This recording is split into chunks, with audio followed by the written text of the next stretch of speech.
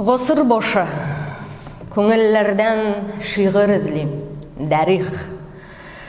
Тик топқаным қорқу бары шом. Жер yüzінен көрәсін ки оның оқырын ғана кетіп барышы.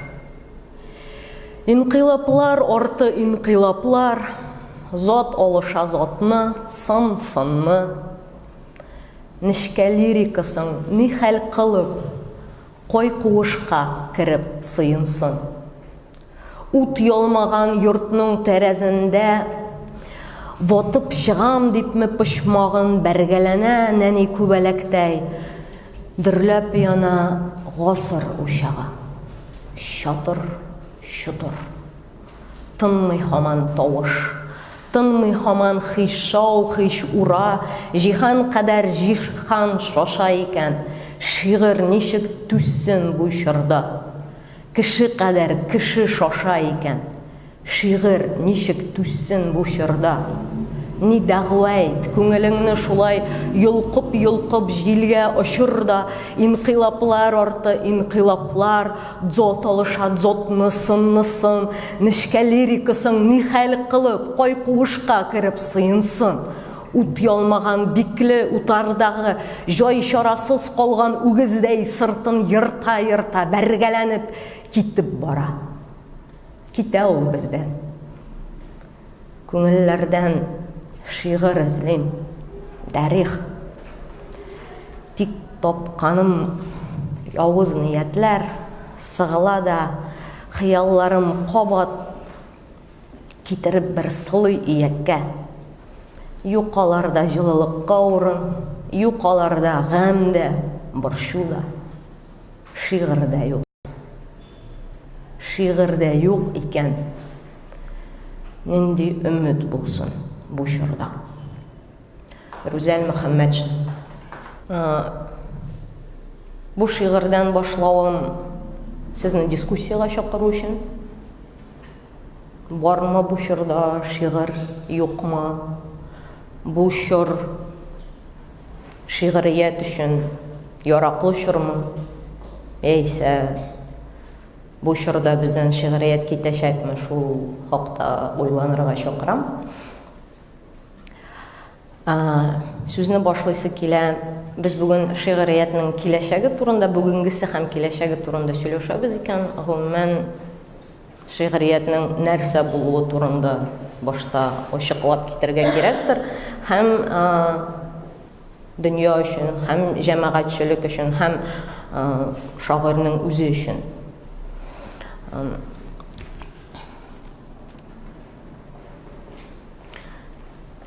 Біз теорияға көз салсақ, әйбет шиғыр нәрсә ул, шиғырият нәрсә ул деген сұрауға теория бізге жауап бере. Ол айырым бір ысул белән ойыштырылған сөйлем формасы. Әйбет аның, яғни біріншіл болып формасы шыға олға. Һәм аның тышқы сифатлары бар, ул ритмлы сөйлем, ул рифмлы сөйлем. Аның метры бар, аның қолыплары бар.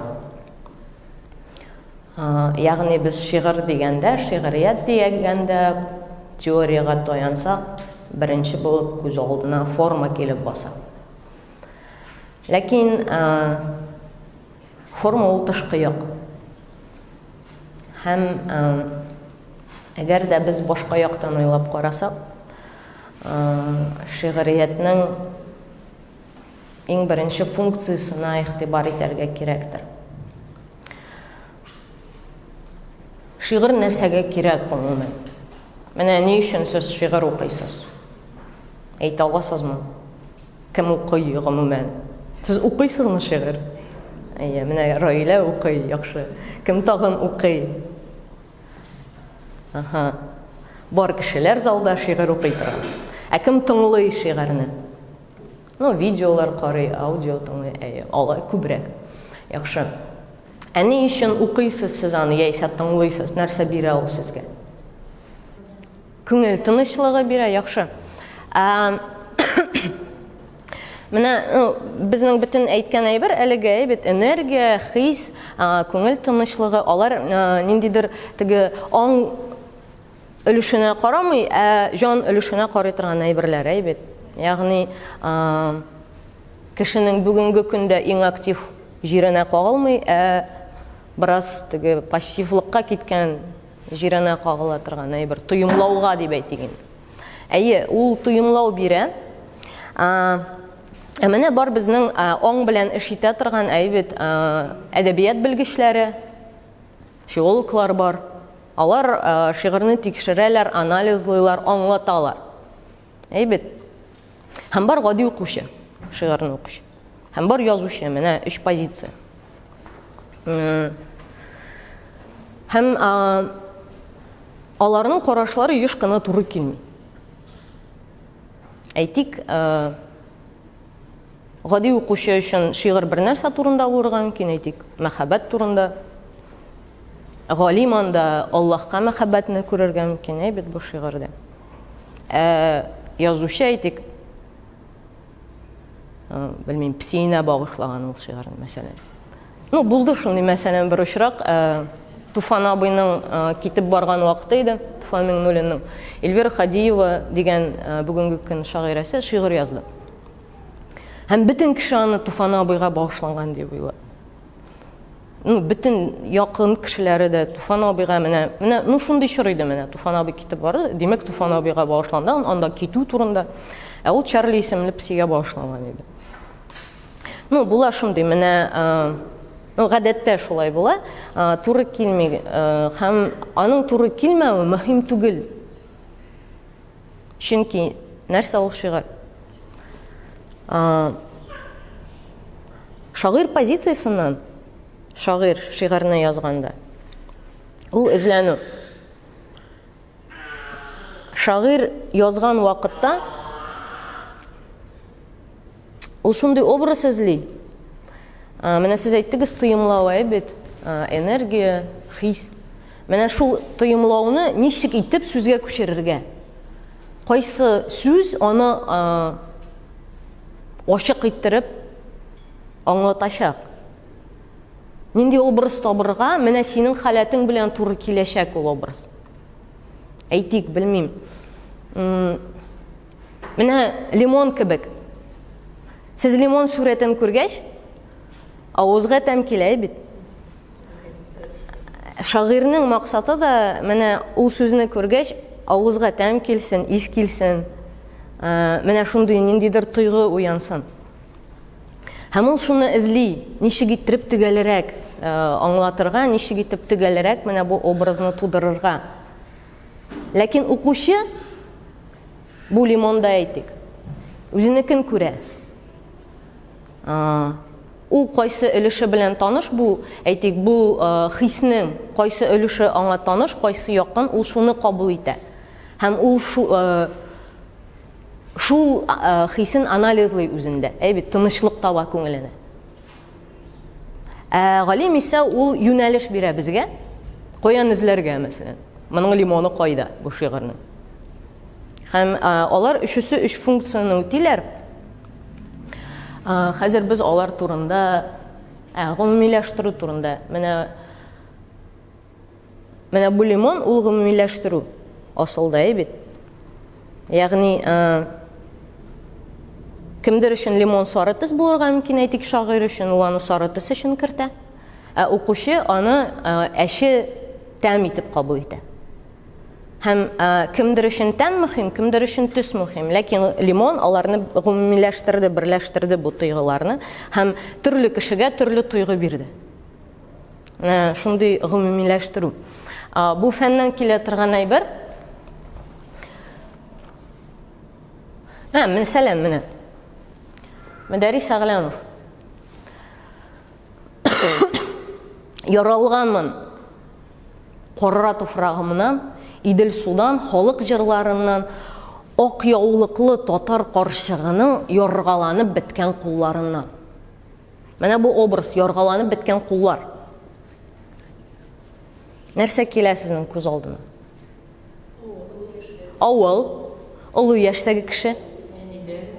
Әни, Тағын. Жир. Хезмәт куйган. Әйбет, без шунда ук безнең күз алдына килә бу кешенең үткән юлы. Кайда үткән ул, нинди хезмәттә үткән ул, әйбет, без күз алдына китерәбез. Һәм һәр кемнең үзенең образы барлыкка килә. Бәлки үзенең дәванише, үзенең әбисе барлыкка килә, әйбет. Ләкин ул әйтми, минем ак яулыклы Мәрьям әбием дип. Әйбет, ул әйтә карчык ди. Ак яулыклы татар карчыгы, гомумиләштерә. Һәм һәр кемнең үз образы барлыкка килә. Һәм тәэсир итә аңа. Чөнки һәр кемнең үз әбисе үзенә Мәрьям әбидән якынрак. Әйбет. Эш күзлектән дидек, галимнәр күзлегеннән, укучы күзлегеннән һәм язучы күзлегеннән. Минем башта язучы күзлегеннән сөйләшәсем килә, чөнки, минем өчен ул якынрак позиция. Фәндә шундай әйбер бар. Менә әйтик, без мәктәптә укыганда физик законнарны үтәбез, әйбит. Бар әйтик, анда магнит кырлары, бар әйтик, җирнең тарту көче, бар әйтик, яктылык һәм аның үз-үзен тотышы. Һәм алар һәр кайсы бу өлкәләр үзләренең формулалары белән бирелгән. Әйбит, һәр кайсының үзенең формуласы бар. Ләкин кешелек борын-борыннан бер әйбер турында уйлана. Менә бу дөньяда булган шундый төрле күренешләр, алар үзара бәйле түгел микән? Табып булмый микән шундый формуланы? Менә бу бөтен күренешләрне берләштергән һәм бөтенесен дә аңлаткан әйберне. Әйтик, без мәсәлән,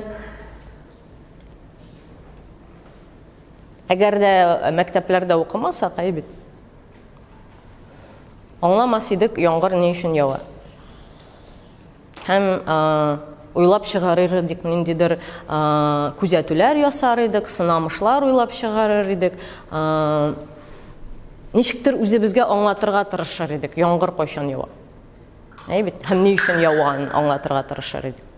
Ләкин без космоска менеп карасак, башка күзлектән карасак, безгә аны эзләү, аңлату кирәк булмаячак. Без башка ясылыктан караганда бу берләшә дә, без аңлыйбыз шунда ук ни өчен яңгырлар яуган. Әйбит, безгә күренә анда ничек алар хәрәкәт итәләр һәм нинди система белән. Менә шундый ниндидер формула булырга тиеш кебек. Бөтен дөньяны аңлата торган. Менә атомнар өчен дә ул дөрес. Җирнең тарту көче өчен дә дөрес, ул яктылык өчен дә ул формула дөрес һәм барысына да туры килә. Менә шул формуланы табу, ул җир тормышын аңларга ярдәм итәр иде кебек. Бөтен системаны аңларга ярдәм итәр иде. Һәм шагыйрь язган вакытта башка өлкәдә нәкъ шундый формуланы эзли. Ул төрле әйберләрне тоташтырып карый.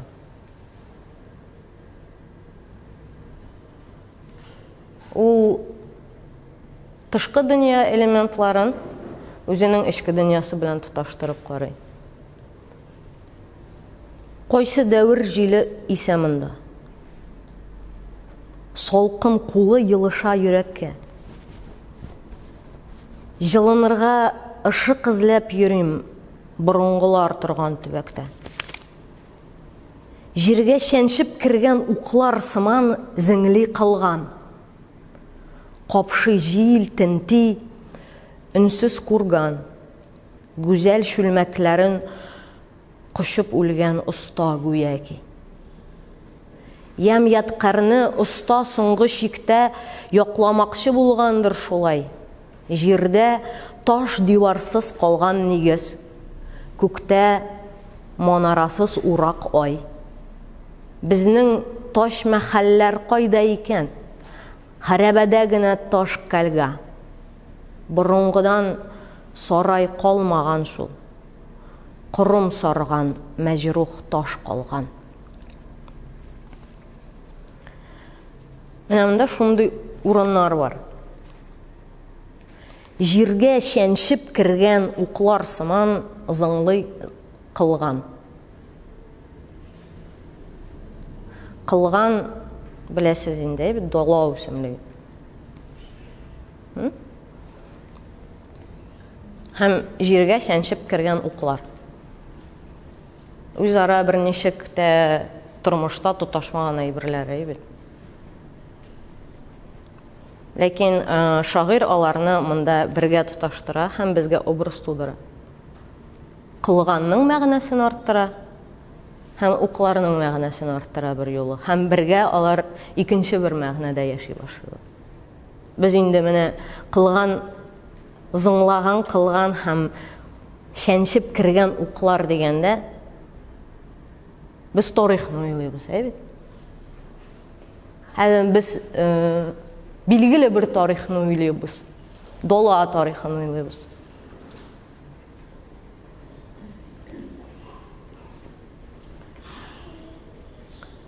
Үнсіз курган, гүзәл шүлмәкләрен кошып үлгән оста гүяки.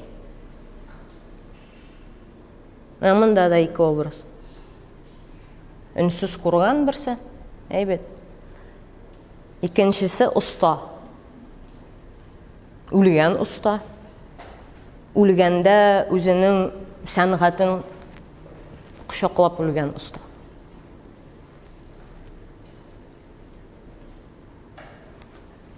Ягъни бу харабалар кемдер үз гомере белән саклап калган ниндидер сәнгать әсәрләре кебек.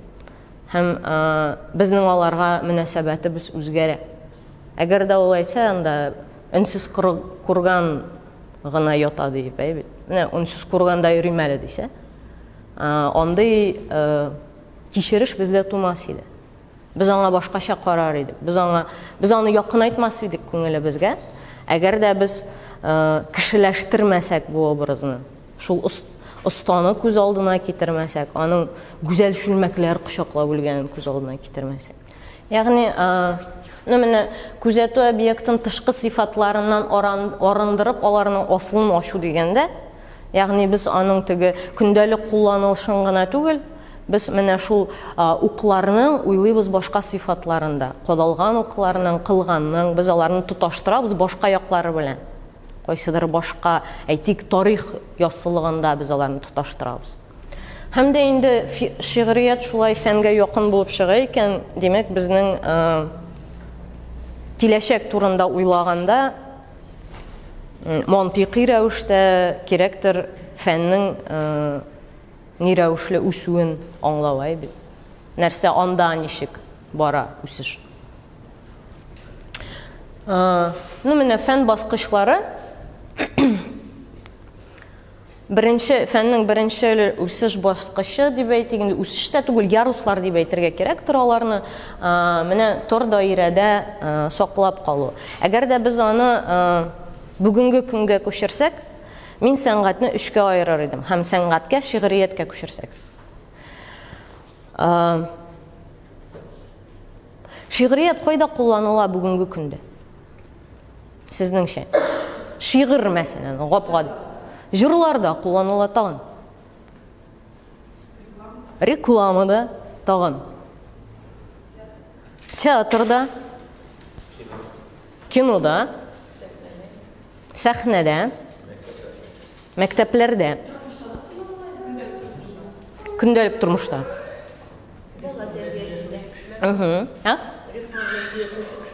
Рифма белән сөйләшүче кешеләр була, яхшы көндәлек сөйләмдә дә кулланыла, бит. Менә хәзер без санап киткән әйберләр, алар менә шушы беренче тар даирә үсеш дәрәҗәсенә карый торган әйберләр. Асылда. Нәрсә ул? Мәсәлән, фәндә әйтик, менә станок бар, һәм аңа деталь ясарга кирәк. Деталь ясамасаң, станок алга таба эшләмәячәк. Менә бу беренче фәнни безнең максат, бит. Тар даирә өчен нәрсәдер иҗат итү, деталь иҗат итү. 9 май җитә, гимн язырга кирәк. Илмир Низамов шалтырата, иде гимн язырга кирәк, сүзләрен язасың. Ягъни деталь кирәк.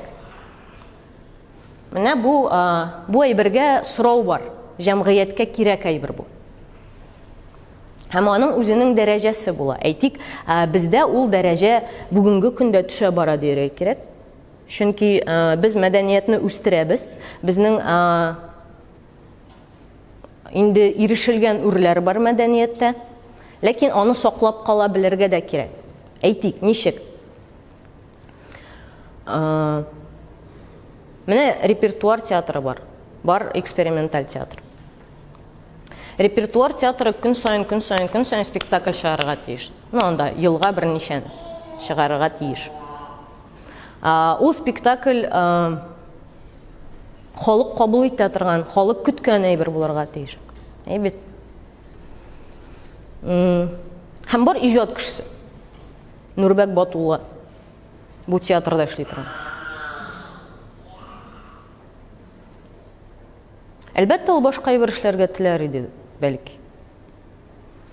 Ләкин аның тагын бер бурычы, менә шул башка өлкәгә, башка дәрәҗәгә күтәрелгән иҗат кешесе буларак, бүгенге мәдәниятның шушы дәрәҗәсен саклап калу һәм аның өчен сыйфатлы, әйтик, бию кую, бит театр өчен. Әгәр дә ул куймаса, башка кеше килеп куячак һәм ул, әлбәттә, аның сыйфаты башка төрле булачак. Менә бу сыйфатны саклап калу дигән әйбер. Без бүгенге эстрада турында сөйләшкәндә дә, әйтик, анда эстраданы үзгәртү, үзгәреш җире турында сөйләшкәндә дә, без шул сыйфатны саклап калу турында сөйләшәбез. Ләкин бу бик кечкенә даирә. Мәдәниятның бик кечкенә өлеше. Безнең мәдәният бу. Бездән кала бар дөнья мәдәнияте. Анда башка чынбарлык, гомумән. Һәм әйтик, булырга тиеш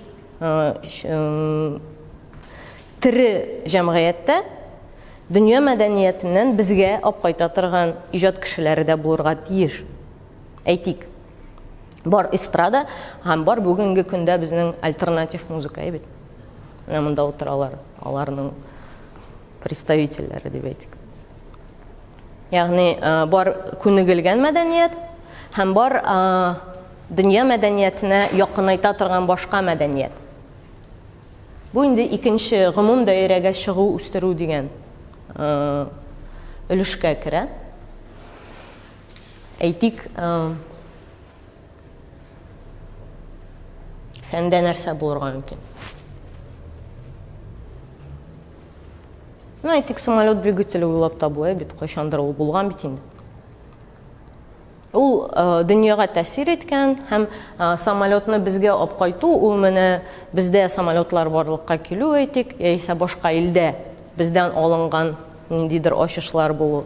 Ул инде менә альтернатив музыканың безгә үтеп керү шикелле. Икенче дәрәҗә. Аны кертү кыенрак. Ягъни моңа сорау юк дияргә кирәк.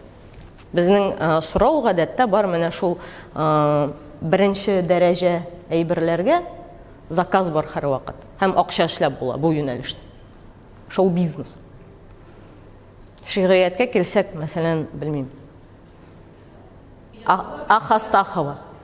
Юбилейлар өчен язалар. Бүгенге көндә мәсәлән шоу-бизнес алсак, ул Ахастахованың шигъриятедер дип уйлыйм мин. Ул белә, аннан аудитория нәрсәне көтә, аңа сорау бар, һәм ул аны тәкъдим итә.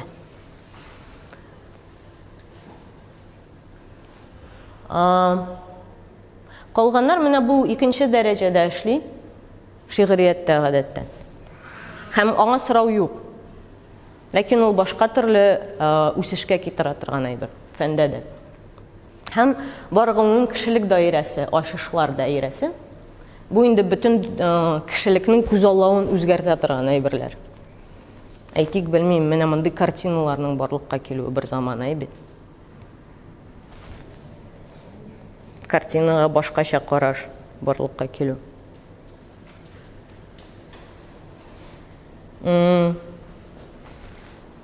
Космосқа ұшу мәселен. Ул бөтен дөньяны үзгәртә, карашны үзгәртә. Бездә шигъриятта андай бер әле күренми. Нәрсә бара безнең шигърияттә, ничек үсеш ала?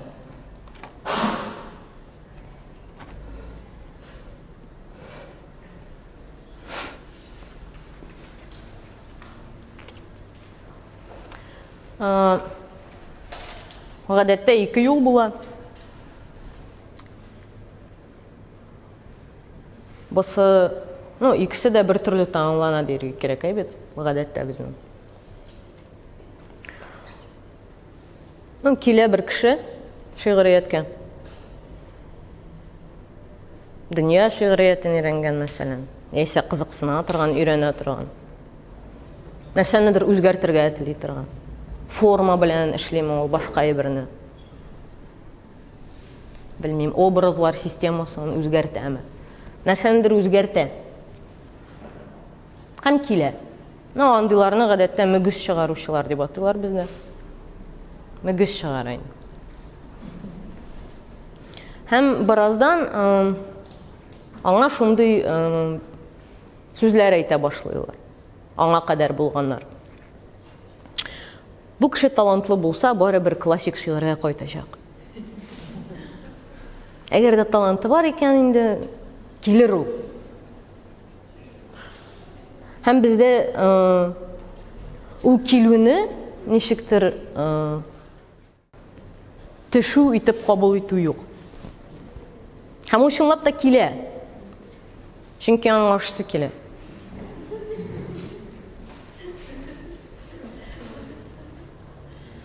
Әкрен-әкрен генә мөгезләр югалалар. Һәм шигърият бер кая да чыкмый. Шиктән чыкмый. Моның авыррак усулы да була, кемдер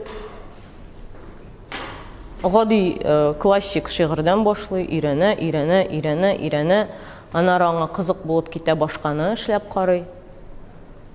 Ләкин барыбер ашысы килә аннары. Һәм барыбер ул шул гадәти әйбергә кайта. Бу миңа калса ул ниндидер тормыш сорауы белән дә бәйле түгелдер бәлки. Анда акча булмау белән дә башка җирдә эшләп була бит. Миңа калса ул менә бер әйбер белән бәйле. Син яза башлаганда ниндидер өслүп эзлисең үзеңә. Менә үзеңчә әйтергә тырышасың һәм менә теге озак кына су булмаганнан соң кранны кабызасың бит. Аннан башта шундый юшкын ага, сары гына бит. Аннары соң чистара. Һәм менә шигырь яза башлаганда да шундый момент була, син башта шул юшкынны агызасың, нәрсәдер чыга, син аны җыртып ташлыйсың. Һәм шуннан соң килә ниндидер бер кисемтә, вакыт кисемтәсе. Һәм син шул вакытта менә табасың ул өслүпне табасың. Һәм шул өслүптә яза башлыйсың. Синең менә эштәлек белән форма туры килә ничектер. Һәм син яза башлыйсың, һәм берне язасың, икене язасың, өчне язасың, дүртне язасың, һәм аңлыйсың. Син хәзер булай теләсә нәрсәне яза аласың. Хәзер әйтсәләр, әйдә банка турында шушы өслүптә яз, син аны язасың. Анда любой әйбер язып була. Чөнки син инде беләсең ничек бу эшли. Һәм иң куркынычлы шунда, син бу өслүбеңне югалтудан куркасың. Син уйлыйсың, мен хәзер монда китсәм, мине булай кабул иттеләр инде. Мен хәзер башка юлдан китсәм, кабул итерләрме мине, юкмы? Бәлки менә нәрсә миннән көтәләр, мин шуны эшләргә тиештер хәзер. Мин бит инде менә белмим анда. Гражданлык шагыйре булып танылдым анда, мин менә милләт турында язарга кирәк. И давай сыға башлайсың шул темаға, милләт анда. Һәм юғала ішкі нерв юғала, тыйымлау юғала, сен инде һөнәрчелек белән шөгыльләнәсең. Һәм үз-үзеңне шушы юлга алып киләсең булып чыга. Шуңа күрә, миңа калса, ул ниндидер теге безнең ішкі куркудан да килә торган әйбер, җәмгыятьтән генә түгел.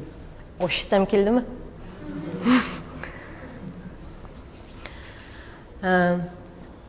Сүз эзләү.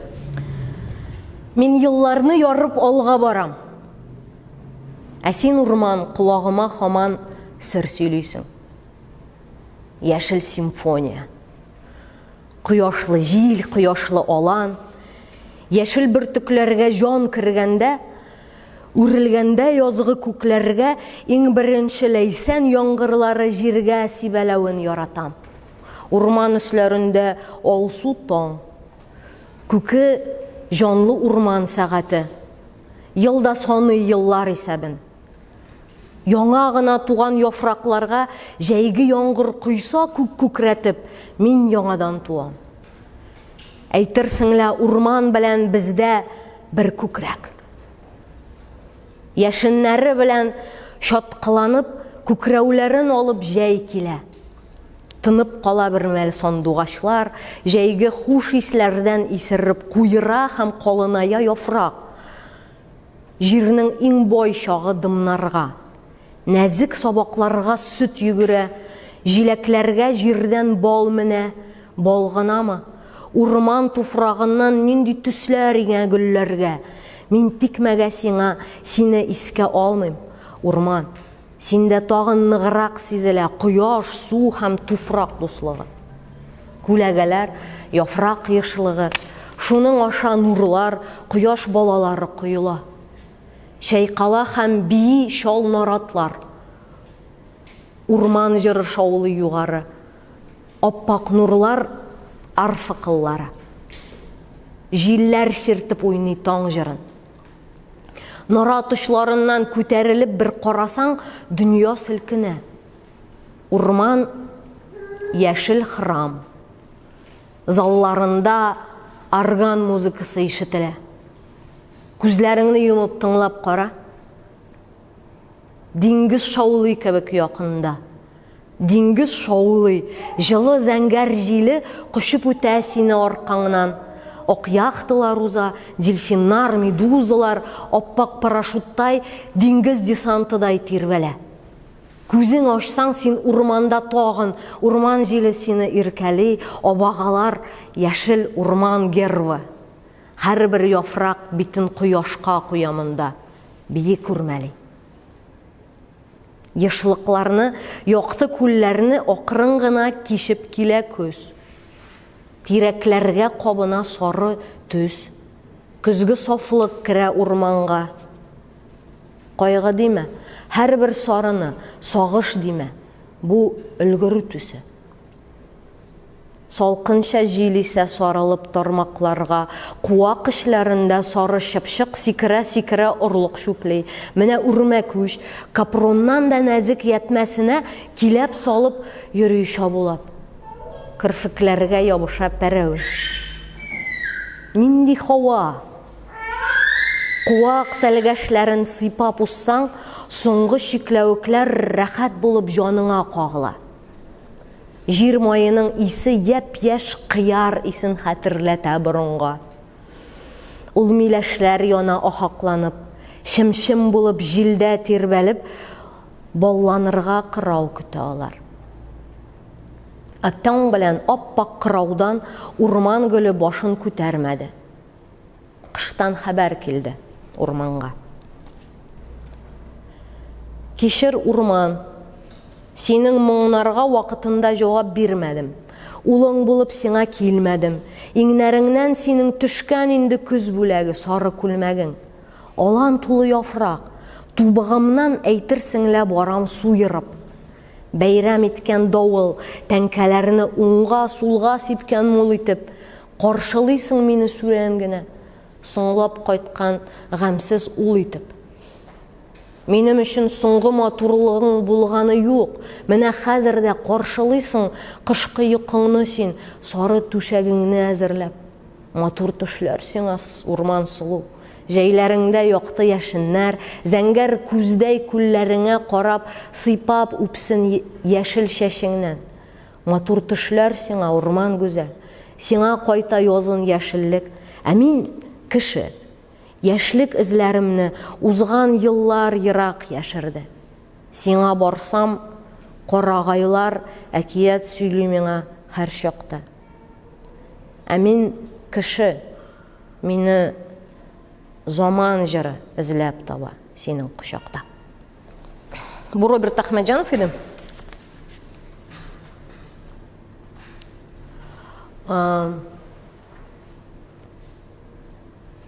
Минем өчен беренче менә шундый сүз белән сүрәт һәм шул сүрәтнең тәсирен ясый белгән шагыйрь. Ул минем өчен үзем өчен Роберт Әхмәтҗанов иде. Шуңа күрә мин аны китердем монда. Бу ул гына алай яза дигән сүз түгел. Башкалар да бу юнәлештә эшлиләр. Миңа якын. Менә бу сез сиздегезме берәр нәрсә? Сөт күтәрелгәнен, менә хәзер башланырга тиеш әйберләр. Һәм миңа калса, менә бу төс белән уйнау, тәм белән уйнау, тойымлау, кул тойымы белән уйнау бит. Алар бөтенесе ничектер сүз белән ясалган сүрәтне бөтен тән белән кабул итәргә ярдәм итә кебек. Син тәмен дә тоясың бу күренешнең, бу образның, син аның күрәсең төсен, син аны тотып карагандай буласың, белмим, кабып карагандай буласың һәм ул бөтенләй башкача сиңа тәэсир итә, ул сиңа якыная һәм син аны башкача аңлый башлыйсың, ничектер баш белән генә түгел, тоемлау белән дә. Һәм менә монда Артур Рембо, француз әдәбиятында бу әйбер белән махсус шөгыльләнгән шагыйрь. Беләсез инде аны 19 яшендә тәмам иткән бу эзләнүләрен һәм дөрес эшләгәндер дип уйлыйм. Менә бу Роберт Әхмәтҗанов безнең. Бүгенге заман әдәбияты турында сөйләшү кирәктер, киләчәк әдәбияты турында сөйләшер алдыннан. Һәм бүген яза торган кешеләр турында сөйләр алдыннан кирәктер алар каян килеп чыккан, шуны бераз гына әйтеп үтү. Менә мин хәзер укыган шигырьнең авторы Роберт Әхмәтҗанов. Минем өчен ул татар әдәбиятын үзгәртүче шәхесләрнең берсе. Минем ничектер, мин үзем шулай кабул итәм әдәбиятны, менә ниндидер борылышлар белән барган кебек, һәм ул борылышлар ике тармаклы булган кебек. Чөнки һәр чорның ниндидер ике юнәлешен табырга була. Әйтик анда Тукай һәм Дәрдмәнд, мәсәлән, әйбет. Без Тукай юнәлешеннән киткәнбез дип саныйм мин. Дәрдмәнд юнәлешеннән китмәгәнбез, бәлки башкача булган булыр иде безнең әдәбият бүгенге көндә. Яисә анда Токташ килеп керә һәм гысьян белән үзгәртә әдәбиятны бөтенләй. Аның формасын да үзгәртә, бит образлар системасын, бөтенләй энергиясын үзгәртә торган. Һәм менә минем өчен алардан соң Роберт Әхмәтҗанов шундый үзгәртүче шәхес. Без аны тыңладык инде. Алга таба. Менә сез әйттегез, укыйм дигәч берничә кеше кул күтәрде, тыңлыйбыз, видео карыйбыз дигәч күбрәк кеше кул күтәрде. Һәм бәлки бу теге шаулы эстрада дигән күренешнең татар әдәбиятында бер заман булып алуыннан килә торгандыр. Әлбәттә, аның башлангычын дейік 60-шниклар диярге керек, ничек 60-никлар. Евтушенко, Рождественский, анда Белла Ахмадуллина һәм башкалар шул юнәлештән эзләргә кирәктер. Менә бездә дә шундый бер шаулы эстрада заманы булып ала. Килә бер төркем егетләр. Бүген дә Аллага шөкер, алар безнең белән Радив Гаташ, Ринат Харис, Рөстәм Мингалим, Гәрәй Рәхим, Рауил Файзуллин. Монда ортада Сибгат абый Хәким. Остазлары аларның. Һәм шигырь сәхнәгә күтәрелә. Шигырь китаптан чыга, тар даирәдән чыга һәм сәхнәгә менә. Һәм инде колак белән, күз белән кабул итүгә юнәлдерелә. Бу бик зур үзгәреш миңа калса шигърияттә, шигъриятның дөнья белән бәйләнешендә. Чөнки шигырьнең формасы үзгәрә. Сәхнәгә чыкканда сөйли торган шигырь китаптан укыла торган шигырьдән бик нык аерыла. Һәм ул махсус языла, декламация өчен языла. Бәлки ул Такташтан ук килгәндер ул әйбер. Чөнки Такташта да була андый практика бит, алар Гадел Кутуй белән йөриләр. Декламация ясау өчен, сәхнәдән уку өчен җайлы шигырьләр барлыкка килә. Бу шаулы чордан соң бик нечкә фәлсәфә барлыкка килә. Татар әдәбиятында минем өчен тагын, миңа калса ул шундый, менә Радиф әйткәнчә, энергетик талпыныш. Зөлфәт Маликов һәм Мәдәрис Әгълам буның барлыкка килүе татар әдәбиятында. Бу инде әдәбиятның башка ягына килеп керә торган әйбер.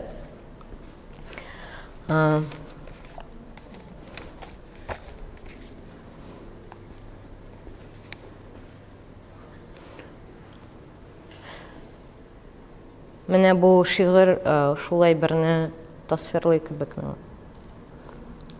Төшке ялдан соң кузгалырга вакыт, хыял башка, тормыш башка. Ашка ашаган күк ашы катык катып. Кара, ак инде дип, шиге күренмәгән гәпләр сатып, күп пыскыттык затлы тәмәкене. Бу илаһи җиргә кырын ятып. Кузгалырга вакыт. Саздан чыгарылган сыйыр сыман буразналар сулый ирек татып, сүрәсе җир кара зур авызын ачап карап тора тыкырдатып. Кузгалырга вакыт. Максатларны кыйды, адамнарнык. Шуңа микән уздык хәйләп көлеп, баш күтәрсәк гаҗәп. Ыргытканбыз дөнья кадәр җирне әйләндереп. Яңа заман, тизлек заманы бу. Белмидер ул димә, әйе беләм. Җир белән җыр нечкә күңеллеләр. Анда булмый космик тизлек белән. Дальтоник затлар шыбырдаша. Яшьләр әле сары томшыклары. Салмак кына эри шигәләрдә гомер дигән кышның җипшык кара. Җир читендә аяк салындырып утырган чак булды күзне йомып. Җырлар язган булдык, яңа шигырь тудырабыз дигән сүзне ягып. Яңгырадык Тукай Бабичларның безнең чорга кайта авазы булып. Тудырырга һәм түзергә килгән кеше ничек китә алсын ватып. Козлар судан чыккач кагынгандай шикләреңне куйбыр шыбырдатып. Вакыт.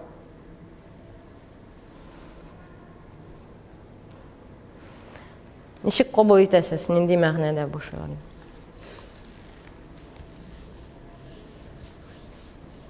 Нәрсә әйтергә тели автор дигәндә, мәктәпчә әйтсәк.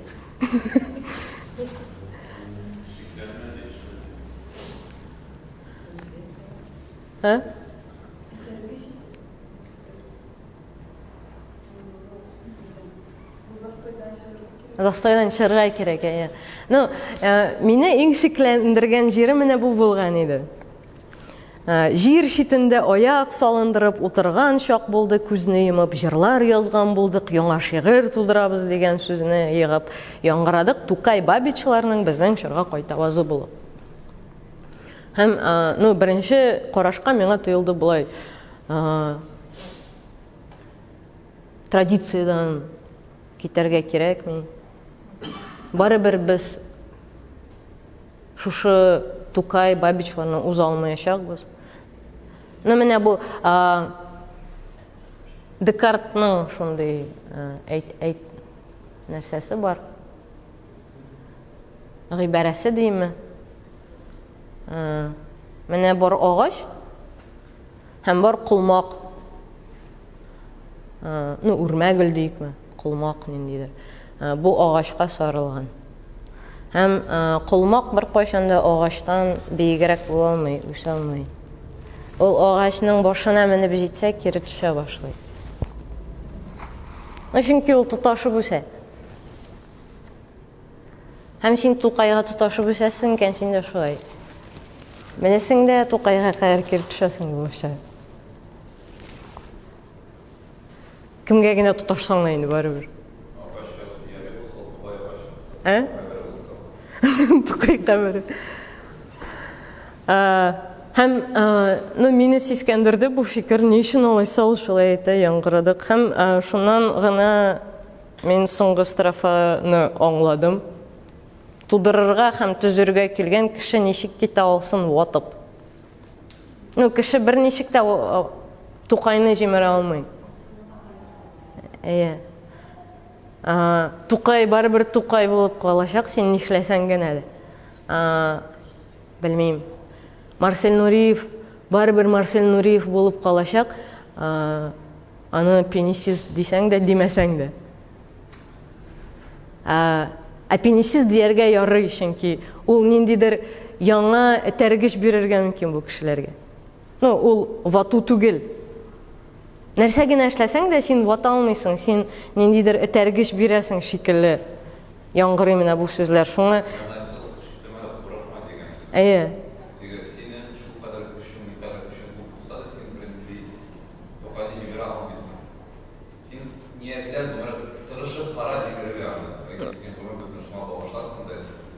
һәм барыбер җимерә алмыйсың. Куркырга кирәкми, нәрсәнедер җимерәм, традицияны җимерәм дип куркырга кирәкми. Үзең булырга, асылыңа кайтырга һәм үзеңне тыеп язарга.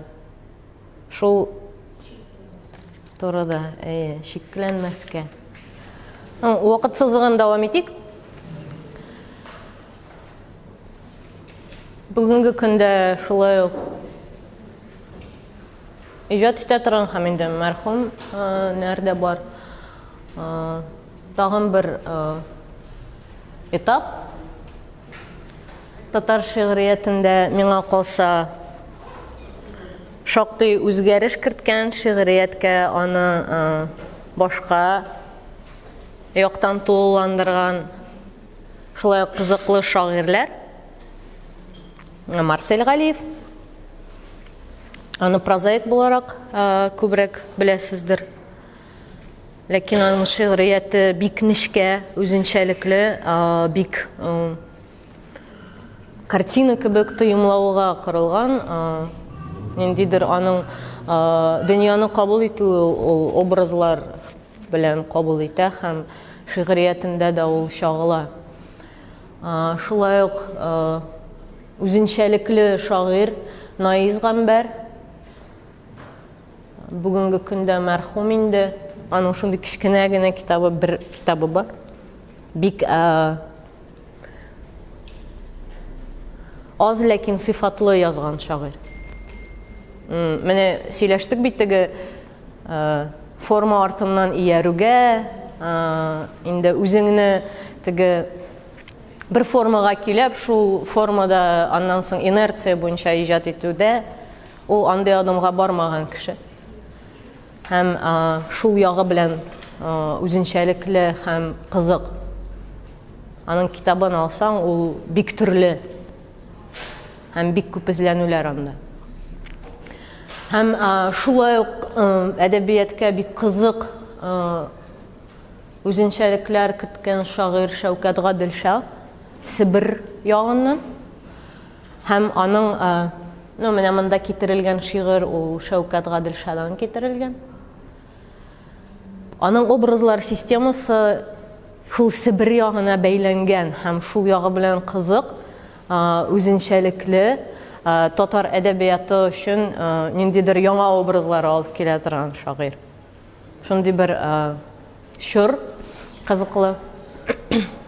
Һәм киләбез безнең остазларга инде. Аларның остазлары менә Мәдәрис Әгълам, Зөлфәт, менә Әгъламында да утыра. Шулай кызыклы шагыйрьләр Ркаил Зайдулла, Газинур Мурат һәм Ләйс Зөлкарнәй. Монда фотосы юк. Бүгенге көндә иҗат итә торган шагыйрьләр.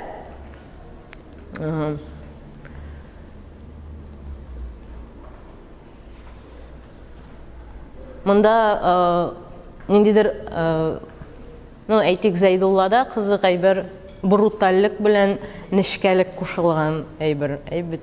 Ркаил абый үзе бик бруталь кеше.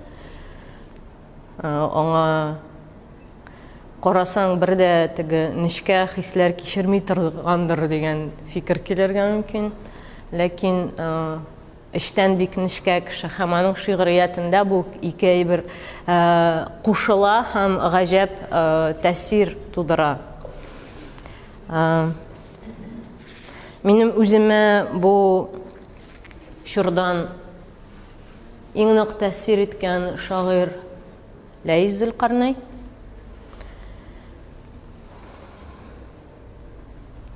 Бетәшми тын, биришми җан, бәгырьләргә җил бәрә. Шүп булып оча кемнәрдер, вакыт безне җилгәрә. Суырылып ук төшәбез бит, сутлылар без, гәрәбә. Бу мизгелдә безнең уйлар орлыкларга бәрабәр. Ныклыларны сайлый вакыт, гайрәтле иңнәребез. Заман йөген күп күтәреп, каты җиргә иңәрбез.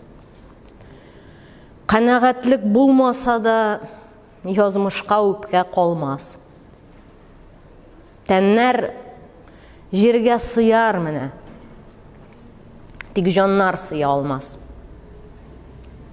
Киләчәкнең һәр имәне безнең хакта хәбәрдар.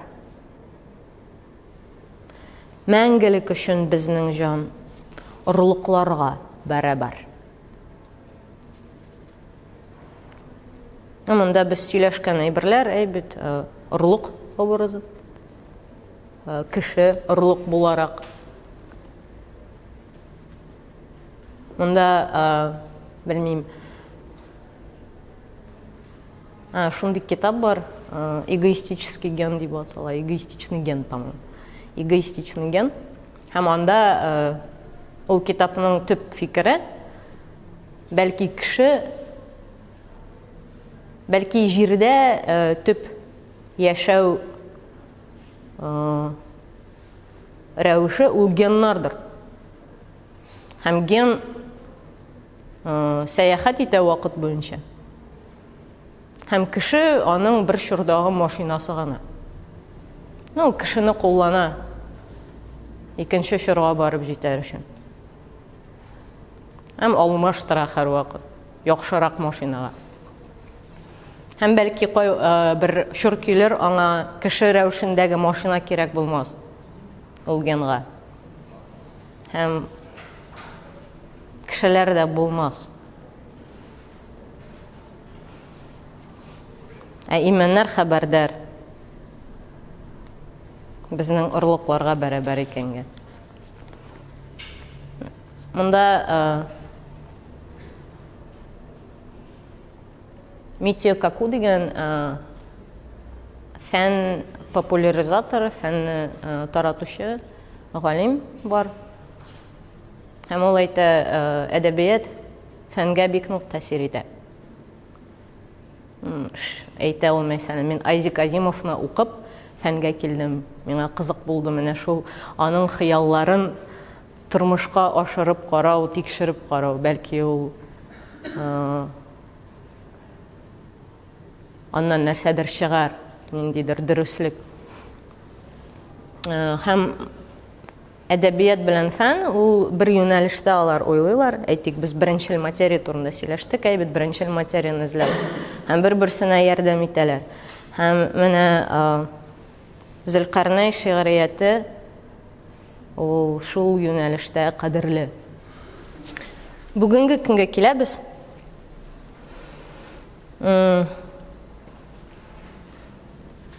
Бүгенге яшьләр иҗатына дип әйтик, яңа буынга гомумән бүгенге яшьләр бездә 40 яшькә кадәр кеше яшь санала инде, шагыйрь гадәттә. Кой вакыт 50-дә дә яшь булып йөри, яшь шагыйрь булып. Шуңа күрә гомумән теге бүген яшьләр, яшь шагыйрьләр дип аталучы кешеләр, алар 90-нчы елларда килә башлаган бер төркем. 90-нчы елда бер килү була шундый күтәрелеш. Анда шактый кеше, бәлки бу 90-нчы еллардагы теге гимназиялар төзелү белән, суверенитет алыну белән бәйледер. Анда бер шундый көчле генә күтәрелеш булып ала. Һәм менә мин исемнәрен язып алган идем монда. Бүгенге көндә иҗат итә торган кешеләр: Сөмбел Гафарова, әйбәт пьесалары Камал театрында бара, Гөлнас Вәлиева, шагыйрә, бүгенге көндә Германиядә яши, Энҗе Авзалова, Луиз Янсуар, актив язучылардан Ленар Шәйх, Эльмира Җәлилова. Һәм монда шундый кызык әйбер була, үзгәреш 90-нчы елларда. Элек, бездә әйтәләр бит, шагыйрьләр авыллардан чыга, шәһәрләрдә үлә дип.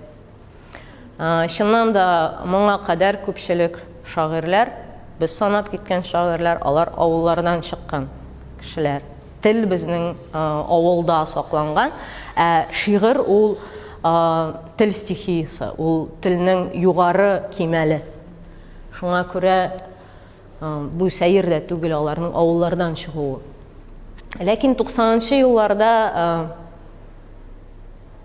шәһәр татарларыннан, шәһәрдәге татар интеллигенциясе гаиләләреннән дә чыга башлый. Менә Сөмбел Гафарованы әйтик, Әхәт Гафарның кызы, әйбит, Гөлнас Вәлиева, Мөдәррис Вәлиевның кызы. Шәһәрдә тәрбияләнгән бер буын. Һәм шәһәр тематикасы килеп керә әдәбиятка. Һәм ул башкача килеп керә. Әгәр дә ул моңарчы шәһәр әдәбиятта ул танышу, өйрәнү, эзләнү рәвешендә барса, алга таба менә бу буында ул теге табигый бер җирлек буларак яши әдәбиятта. Гөлнас Вәлиева. Сынган кылыч, суынган көл, минем илем икән. Кабер ташында үлгән тел, минем телем икән. Мин имеш дәүләтен җуйган халык баласымын. Бусага өстенә тарих ясый карасыным. Нигә әле шул карт рәссам миңа аяк сөртә? Тартып алам пумаласын. Манам аппақ сүткә. Һәм монда килеп керә Гөлназда әйтик менә бу шигырьдә интертекстуальлек дип атыйлар инде аны әдәбият галимнәре.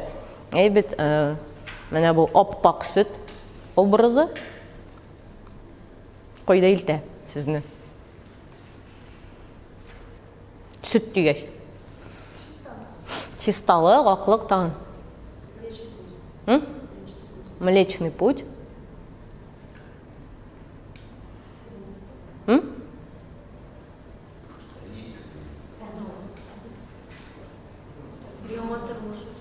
Яңа тормыш үсеше. Ирек. Мине илтә мәсәлән сөт калыр, ватан китәр. Дәртмәндкә илтә. Бу сиңа кадәр булганнар белән сөйләшү, шул образларны кулланып яңа заманга килү һәм тулыландыру шул образларны. Ягъни традиция белән эш итүнең яңа бер алымы дип әйтик. Форма юнәлешендә генә түгел, ә менә мәгънә, образ системасы юнәлешендә. Икенче этап безнең 2010 елларга туры килә, әдәбиятка килү, һәм ул шулай ук сәхнә аша килү була. Бу минем бу. Без шулай килдек 2010 елларда, һәм без килдек әдәби берләшмәләр аша. Бу чорда бик күп әдәби берләшмәләр оешты. Әйтик, беренче булып КФУда Әллүки түгәрәге яңадан эшли башлады. Ленар Шәйх аны кайтарды шу тормышка. Безнең Галимҗан Гыйльманов остазыбыз иде ул вакытта. Иделем акчарлагы барлыкка килә. Әйбет әдәби төрле жанрдагы әдәбият белән эшли торган, эзли торган яшьләр арасыннан шундый илһам конкурсы барлыкка килә. Шундый бер ниндидер оешмаларга корылган вакыт кызыклы һәм шулай ук анда оешмалардан язучылар берлегендә аерым әйтергә кирәк, чөнки безнең гомумән әдәбият дөньясына килүебез ул Зөлфәтнең юбилей кичәсендә чыгыш ясаудан башланды. Ягъни сәхнә аша шигырьне тәкъдим итү, аны яңгырату, шул рәвешле безнең буын килде, әйтик. Рүзәл Мөхәммәтшин, Булат Ибрагимов, Лилия Гыйбадуллина, Резидә Гобәева. Хәзер әйтмәм дип куркам, шуңа күрә укыйм.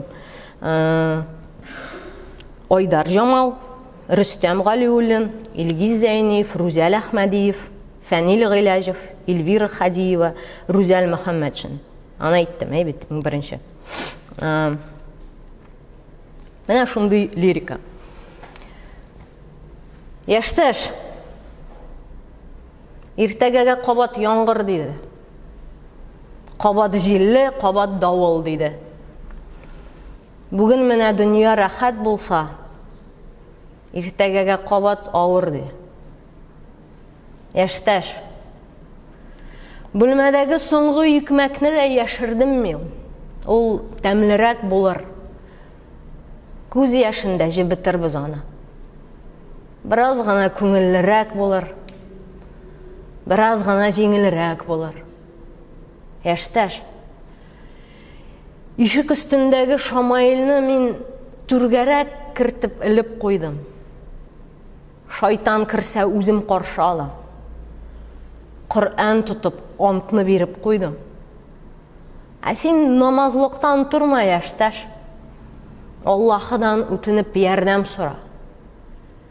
Өй артына яңа заман килгән. Яман җилләр бусага да тора. Булат Ибраһим. Авызың тулы кан. Бу җирдә диюләр тыш құйып күн күрә. Сытып шығар ирен шитіннен. Тик үзік тіліңні, қан дейіп тіліңні, ялғышып тіліңні түкірме.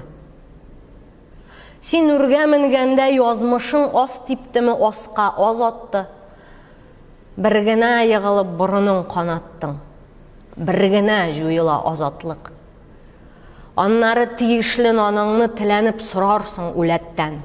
Тик қара тарақан шикілі ашыңа түшәшәк давамынар қәхәрі башыңа біргіне, не бары біргіне юғала дәулетті. Ут түплі илектен туқтаусыз ил арты илләріні илетіп, юата астыртын елмайған жайладым. Не бары біргіне өләшәк милләтің. Аузың толы қан. Бұл жерде диюләр тіш құйып күн көрә. Сытып шығар ирен шитіннен. Тек үзік тіліңні қандайып, тіліңні ялғышып, тіліңні түкірме. Исән сау құтылғаш, ең соңғы ұрышта ұшырашып көзге көз бірге бір. Құрлықны дан етіп жырларға. Құрлықны дан етіп жырларға керегір. Рүзәл Мұхаммеджин.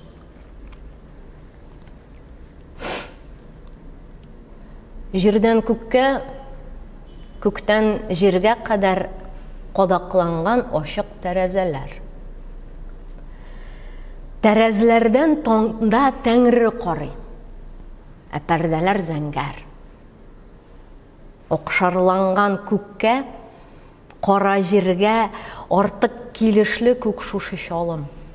Жерден көкке, көктен жерге қадар дүниялықның бүгін биклі шағы. Жерде туфрақ, қатмар дейлер, көклер жиді қатлы. Кішілер бәхіт дейіп аты аяқ асларынан жер шуышқан һәм көк қапысы ашылған бір шақны еңләгәндә хаят жерні, көкні дүниялықтан недір саны, пәрдәләре зәңгәр, ашық тәрәзләрдән, ақырын ғана таңда тәңірі қарый.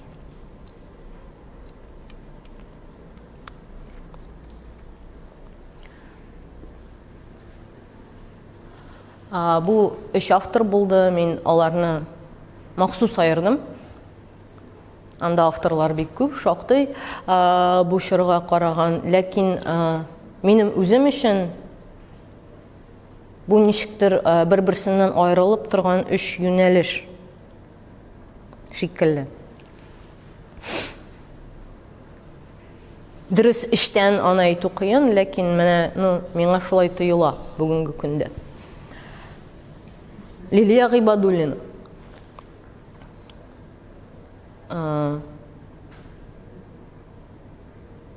Лилияның өзіншелігі образлар системасы яғынан ол бик нишкә лирик. Соңғы шиғыр анықы болды. Ол нишкә тойымлау белән эш итә. Ләкин мәғна яғынан біз қабыл еткән нишкәлекне ол қоллана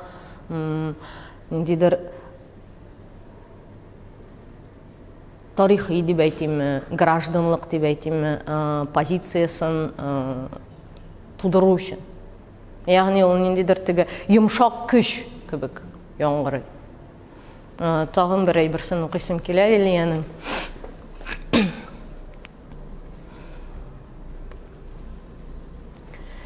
Минем қанда дарыға асып, данға күмдірілген, түрбәләрдән түрмәләргә иңдірілген тарих бәргәләнә. Минем қанда Ураллардан мен қайта вас уба, шал ағиділ ярларына бәрә. Минем қанда хуннар тарих даулы. Идел судан ташлар қалқа қылмақ бата. Минем қанда Жирсу хисен бармаклары белән буып, шандыр бер карт киез итек баса. Минем канда тешсез сукбай этләр канга сусап казан эзләп йөри. Минем канда дәрвиш Хызыр Ильяс тын сукмакта корурманны көйли. Минем канда тырнакларын төн күзенә батырып, ау бөркете яңа корбан күзли. Минем канда хәнҗәр хакыйкате тулпарларның туя кызы сызлый.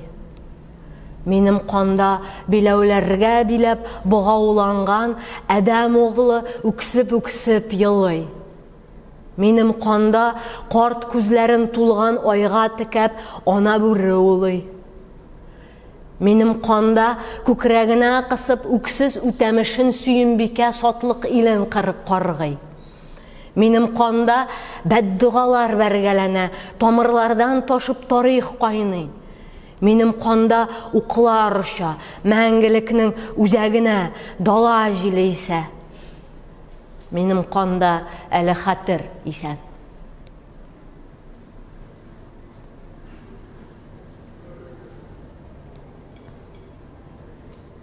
Менә шундый образларга куя, көчле образларга куя, бруталь дип әйтик образларга куя. Ләкин шул ук вакытта йомшак лирика. Ул да уламый анда, белмим. Күтәрел анда татар әйдә алга барыйк дими. Ул үз эшеннән сөйли, үз эшеннән эзли, һәм бу әйбер ныграк тәэсир итә кебек. Ниндидер лозунгларга, шигырьләргә караганда, эшкә кишереш аша. Әйтик, шушы милли тематиканы чагылдыру. Рүзәл икенче бөтенләй. Рүзәл менә бу шигырь белән килеп керде. Татар идек. Әле кайчан гына бугауларны өзеп атарлык. Инде кесәләрен капша да әйт. Татарлыгың кая, татарым? Кайсы якка күчте кыйблаң синең? Кай дәфтәрдә дала әсәре? Болыт артындагы саргайган тап кояшыңмы, башка нәрсәме? Горурлыгың кая? Кая доның? Нәрсә кими бездә көннән көн? Я татарин дигән ишеләрдән кимсен мисеңме син, милләтем? Кол шәрифтән тирә-юнгә багып, көчкә сулап ташара, яман сулый, әллә кайчан гына татарныкы булган баш кала. Татар идек. Без бит татар дидек. Бөек татар дидек билгеле. Инде кесәләрен капша да әйт. Кояш батып килә түгелме? Нишләдек без? Һәм нәрсә булды безгә? Барыбыз да мискин сынганнар. Юк, без күптән татар түгел инде. Без ни бары татар сыманнар. Тоясызмы айырманы? Әйбет. Бөтенләй башка энергетика дип әйтик. Бөтенләй башка тәэсир. Тегендә син шундый ук халәтне тоярга теләсәң. Монда син уйлыйсың, юк, бу минем турында түгел инде, бу башкалар турында. Мен әйтмим аны. Курка бүген ике телсез куллар булгый дөньясына каһәр төшкән диләр. Әллә шунда тәгәрәгән инде дөньясы да калтыранып кына җилне коча күптән зинданнарда атмый калган таңнар. Ярсып канаган күңелне белмим инде хәзер кемнәр аңлар. Кайтаваз да хәзер өзек, сызык булып сивелә. Телсез заман яңа дәүләт төзи. Миңа никтер шулай сизелә. Телсез заман яңа дәүләт төзи. Диварларны ватып, җимереп. Үз яманын ямаулыкка төреп, манарадан оска төкереп, телсез заман яңа дәүләт төзи. Артык телләрен үтереп. Әнә анда минем яшти яуный, караңгыдан туеп, исереп. Алар анда яңа дәүләт төзи, яңа кояш элеп буш күккә. Без үзебез акылдан шашканнар, һәм шашканнар никтер бик күпкә. Нинди дәва язар безгә язлар. Бу ясалма ширдән ни бирер? Ике телсез, куллар болгый-болгый үз эшләрен эзләп йөгерер. Йөгерер дә алар, сикерерләр, диңгез диеп шиксез упканга. Телсез дөнья, илсез дәүләт төзи. Кәгазь дәүләт, яңа буынга. Бу өченче карар. Читтән карау.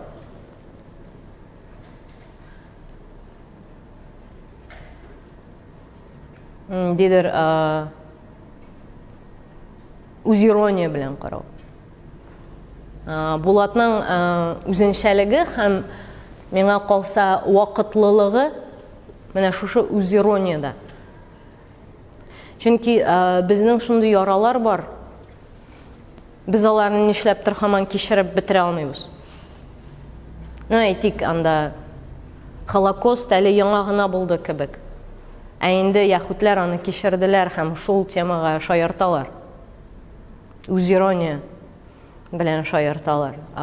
Белмим, бу авыртулары белән эшлиләр. Һәм ул төзәлә әкрен-әкрен генә. Ә без һаман 1552 елда безнең яра һаман сызлый, һәм без ул хакта сөйләшергә кыймыйбыз, башкаларның сөйләшкәнен авыр кабул итәбез, һәм бу әйбердән үз ирония белән генә кутылып була. Моны татар әйтергә тиеш, һәм аны иронияле итеп әйтергә тиеш. Чөнки без алга бара алмыйбыз, яралар ямалы бетмичә. Без һаман шул ярада казыначакбыз. Һәм миңа калса Булатның менә бүгенге көндә алып барган эше шушы юнәлештә эзләнүләре. Ләкин минем тагын бүгенге көн турында әйтеп китәсем килә. Безнең буыннан соң инде яңа буыннар килде, шулай ук менә бу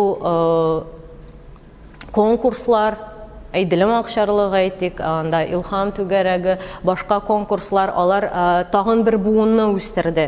Һәм монда яңа исемнәр, бүген инде бик яңа да түгел, мәсәлән, Гөлназ Газизова, Ләйлә Хәбибуллина, Илнар Байназаров, Алмаз Мансуров, Гүзәлия Әхмәтгәрәй, Гүзәл Закирова, Алсу Салахова, Азат Миргаязов, Айгөл Абдрахманова, Зилә Сабитова, Гөлүсә Рикеева, бик күп исемнәр. Бүгінгі көндә бик қызықлы ижадчылар килә, әйтик, Зөләйха Камалова, менә яңа гына килде Миләүшә, исемен фамилиясын оныттым. Ләйлә, хәтерләмисең исемен? Миләүшә Гафурова. Шулай қызықлы шагыйрьләр һәм шулай эзләнүләр бара. Мәсәлән, шундый гомумән көтелмәгән, бәлки кабул итәргә кыйнрак булыр. Мин үзем кат-кат укыйм гадәттә, ләкин шунысы белән кызык. Илнар Байназаров бу. Юлыңа уралыйм. Нәселсез көн булып, календар калдыгы бер аксак күчүктәй шырналыйм кышыңа. Айрым затларга күнеккән урамнар бу икәү узганда фонарьлар утында гасырны гаепләп пошыныр. Каршыңа китерәм кишләрнең шәншүле ылысын, күңелле папыларның күк томан төтенен. Ишеттеңме? Кичә вак яңгыр түбәдән джаз сыкты, иркәләп арыган җир тәнен. Сизмәдең ахрысы, сез торган кыйтгада яңгырлар үзгәрәк йөренә күк аша. Тигезлек билгесен бетерәм дәфтәрдән, һәм яңа бер бульвар олтанга ябыша. Һәм яңа язмышның күлмәген киямин. Килешә. Шунлыктан хуш гудбай узганга. Ярату кырында мин белгән иң соңгы тузганак таҗларын очырды Гудзонга. мондый шигырь. Башны кайната. Ага. Әйбәт. Ә нинди тәэсирләр туа? Нәрсә тоясыз? Тузганак образы гына кала. Чөнки бу Аллаһ язган әйбәтә безгә тузганак. Ә ул аны яза да очыра тузганак итеп. Ага. Ә нинди тәэсир кала сездә менә? Нәрсә тоясың? Җиңеллек.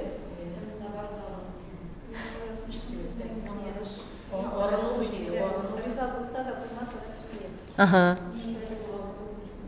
Югалту. Арыну. Мин, мәсәлән, укыганда мин ярсыну тоям. Раздражение дип әйтәбез инде бит. Була бит менә ничектер, менә мәсәлән, мондый сүрәткә карасаң була. Менә арттагы безнең эленеп тора.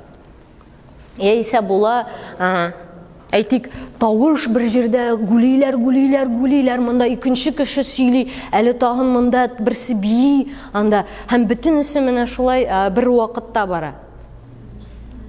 Һәм ниндидер эчке ярсыну барлыкка килә, син хисләреңне туплый алмыйсың, фокус югала, кайсы фикер артыннан барырга, бус артыннан барыргамы, гүләүне тыңларгамы, кешене тыңларгамы, яисә биюне караргамы. Һәм шул ярсыну халәтеннән ул чыгара җиңеллеккә, менә тузганакка китерә. Һәм шул ягы белән кызык, ул сиңа ниндидер көтмәгән кичереш бирә. Син укыйсың мәгънә эзләп. Шул ук вакытта башка бер кичереп аласың, тиз генә, параллель рәвештә. Ул, ничектер аваз белән дә эшли ул, авазларның яңгырашы белән дә, аннарысын образлар менә шулай бергәләнәләр, югала башлыйсың. Һәм шул ук вакытта ул аларны җыя да менә сине җиңеллеккә китерә, ничектер белмим, бушану димме, шундый бер ярсынудан соң. Кызык халәт физик рәвештә тәэсир итә торган.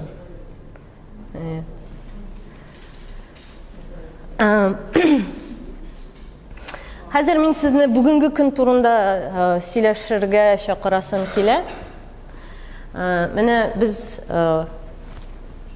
башта сөйләшкән идек сезнең белән, шигырь бүгенге көндә кайда яши дип, әйбәт, һәм без аның кайбер яшәү даирәләрен билгеләдек, анда әйтик, җыр текстлары буларак.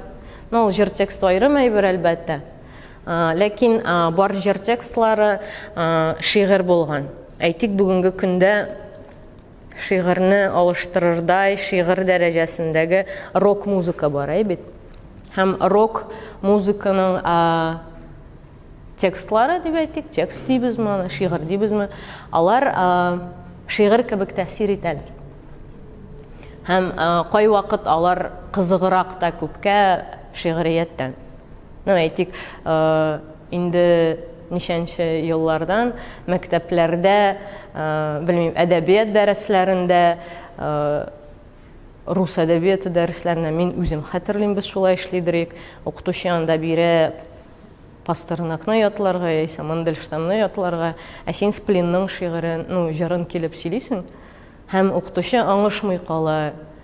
Ул уйлый, бу Мандельштамның мин белмәгән шигыредер дип уйлый. Ә ул Сплинның җыры була. Шундый рок ничектер алыштырды дип әйтимме, алыштырды түгел, бәлки янәшә басты шигърият белән. Музыка өлкәсен карасак инде, әйбәт. Рэп бәлки шулай булырга тиеш булгандыр, ләкин бүгенге көндә әле ул дәрәҗәгә, ничектер җитә алмады кебек. Кай бер күренешләр инде бар. Татарныкы точно. Руста бар,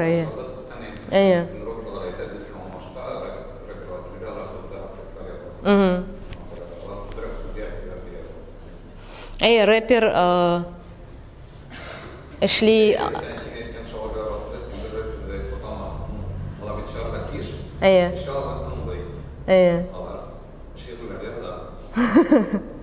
Аларның сыйфаты бәлки эшләтелә, фикер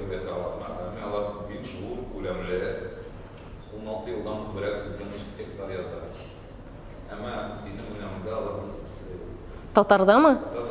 Ну, мин күрмим татарда әлеге шул дәрәҗәдә, ну, рэп ае. Çünkü adette mesela Rus rapperler hala şeyde aytadi. Mesela senti disiplinna. Тегелны bir кысты кайды һәм Оксимиронны ул сөйләде. Мандыштан шәһәр язган. Оксимирон үзен теге кырмыш басырга беркетелгән традициясе. Ну, Оксимирон, менә син әйтсен бит эшлисең рэперлар белән, бармы Оксимирон бездә андый? Ne? Onun bilen onu alırga kirek, tekiştirirge kararga. Benim de ne de müanese dışarıda, meydan ol şaka zaman. O tipine fikrim. Ну да. Я ушамый mesela Sivat Hakim şibat verdi. Ben Sivat Hakim an derecede tümen fikrim tam. Olduğuna bilmiyorum fikrim bile. Şu an kadar şimdi analiz olsaydı, ihtibar mesela şu kulamlıya bir bulunuşke. Çünkü sen ettin ne fark? Bir kişide sebep bektirdi, şiirek ettirdi yaşıyor. Ha? Bir kişide etmedi, şiirek ettirdi yaşıyor. Ama biz varız. Ну, хәзер әйтәбез. Без шунда киләбез әкрен генә. Ну, теге нәрсәгә мин буны әйтәм, бүгенге көндә, мәсәлән, музыка белән эшләгән кешеләрдә, ну, музыка юнәлешендә күпкә кызыграк текстлар бар. Һәм алар шулай ук шигърият кебек кабул ителәләр. Һәм бәлки ул ниндидер бер үзенчәлектер, шур күчешенең үзенчәлегедер. Кызык.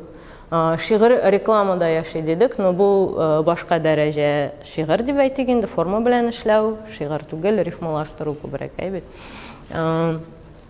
Тагын кайда шигырь яши?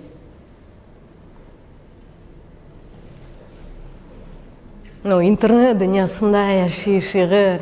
Бүгенге көндә һәркем үзенең, белмим, китабын чыгара ала, үзенең сайтын ясый ала, үзенең аккаунтын алып бара ала, шигъри аккаунтын әйбит, һәм үзен шагыйрь буларак күрсәтә ала. Миңа калса бу бик яхшы әйбер. Чөнки эзләгән кешегә сайлау мөмкинлеге бар. Һәм күрсәтү мөмкинлеге бар. Элек әгәр дә теге ниндидер сайлап алу булса, нәрсәдер үтсә, нәрсәдер үтмәсә, мәсәлән, без күп әйберне белмибез, бәлки алар кызык әйберләр булгандыр, төшеп калганнар. Бүгенге көндә андый мөмкинлек бар, аларны табу мөмкинлеге, һәм миңа калса интернет бик мөһим әйбер, әйтик, шигърият өчен, һәм ул менә әйтәбез бит инде бүгенге көндә теге Евтушенколар кебек стадионнар җыелмый шигырьгә, Белла Ахмадуллиналарга йөргән кебек. Ул стадионнар интернетта җыела. Алар бар, анда подписчиклар рәвешендә яшиләр алар, яисә анда лайк куючылар рәвешендә. Барыбер шигырь масса өчен яшәвен дәвам итә. Ул бар тагын.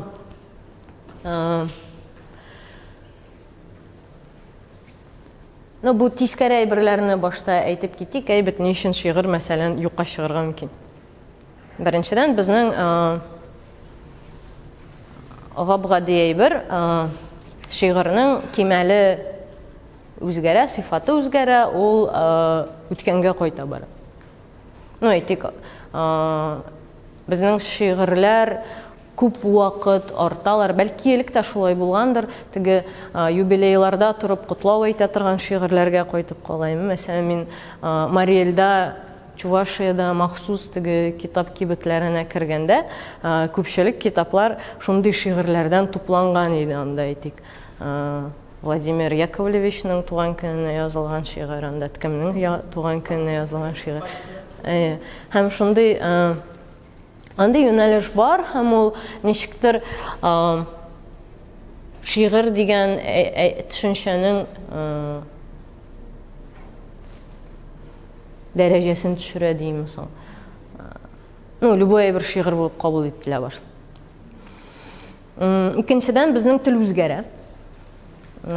Шигырь ул тел, беренче чиратта ул телнең югары кимәле.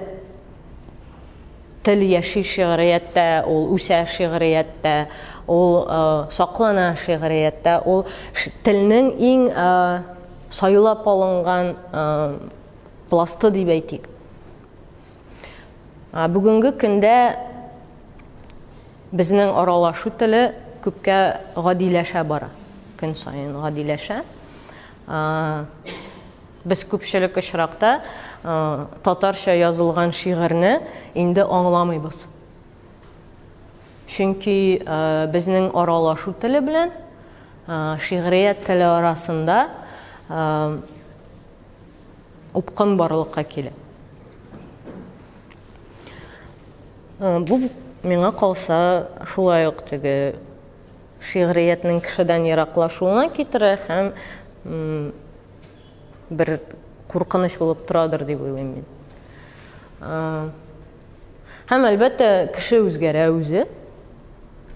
Без бүгенге көндә күбрәк вакыт һәм аң белән эш итәбез.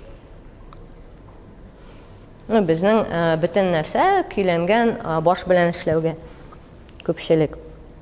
Һәм ниндидер инерция белән эшләүгә. Ягъни тыйымлап эшләү юкка чыгып бара. Әйтик, без торабыз, безнең механик рәвештә инерция буенча без телефон актарабыз анда, бит. Механик рәвештә анда белмим, эшкә барабыз, бер юл белән, бер нәрсә белән, көн буе эштә утырабыз компьютер алдында. Кайтабыз шул ук юл белән. Ашыйбыз, кино карыйбыз, ятабыз. Әгәр дә безгә ниндидер проект башкарырга кирәк икән, яисә белмим, ниндидер үзгәреш кирәк икән безнең тормышка, без баш белән эш итә башлыйбыз анда. План төзибез, шишу юлларын эзлибез, һәм безнең бөтенесе баш һәм инерция, баш һәм инерция, баш һәм инерция, тыйымлау югала. Әкрен генә. Һәм бу бик начар. Чөнки миңа калса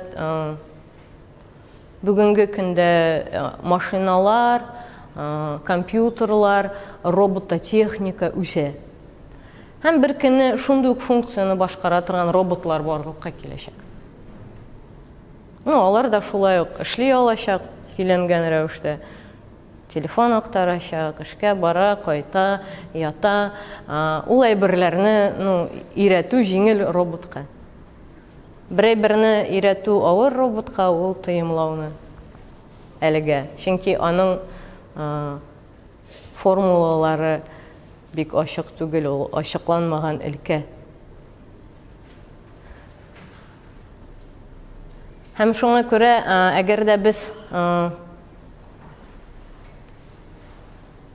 кирәк булырга телибез икән киләчәктә, шигърият кенә түгел, гомумән кеше.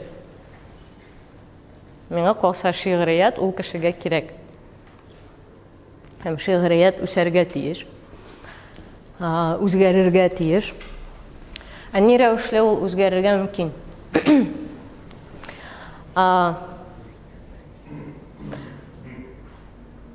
Шигърият сүз белән эш итә дидек, бит. Ул аның коралы дип әйтик. Сүз аша. Шигъриятны сүзсез күз алдына китерү мөмкин түгел. Ләкин бәлки бу безнең баштагы бер киртә генәдер. Бәлки сүзсез шигърият була аладыр.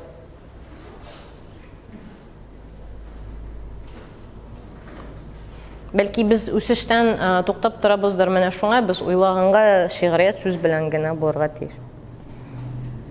Әйтик, бүгенге көндә, мәсәлән, күп кенә сәнгать төрләре, алар төрле сәнгатьләр шигендә яшиләр. Әйтик, сынлы сәнгать, матур сәнгать, ул яши театр белән бер шиктә. Әйтик, акциялар уза, бит анда перформанслар ясыйлар, художниклар, инде рәссамнар. Анда кисешү барлыкка килә ниндидер.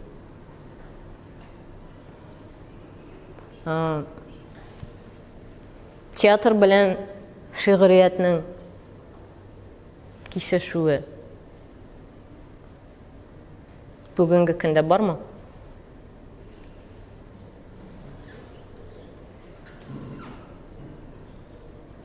Сәхнәдән яңгырый, әлбәттә. Шигырь сәхнәдән яңгырый, анда матур итеп укыйлар. Сәхнәгә чыгып тамашачы ишетә, әйе бар. Ләкин менә образ буларак. Әйтик, театр образлар белән эш итә, һәм шигырь дә образлар белән эш итә. Бәлки аларның уртак образлары бардыр. Ул бит визуаль булырга мөмкин ул образ. Аны визуальләштерергә мөмкин. Мәсәлән, була микән шундый шигырь язып, син карап кына утырасың, анда нәрсәдер үзгәрә, әйтик, видеомы, театрмы, ул шигырь барлыкка килә аннан. Әйтик, Әлиф спектакле ул шигырьме? Бәлки ул шигырьдер.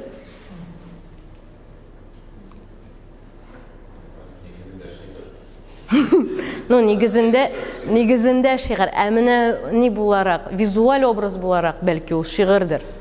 Анда бит юк менә, мәсәлән, сюжет юк.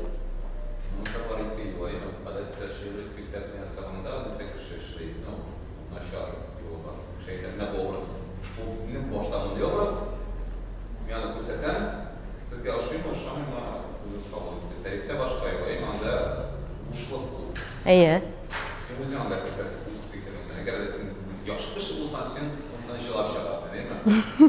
Sen anlamadın mesela da kişi elini ötüyle yaptığımız. Şular var. Belki Elif'te biz sonuçta biraz şiir ya da tiyatrın kişi şu değil mi? Bana aşağı evreler bilmiyorum ne. Mandarin durum aşağı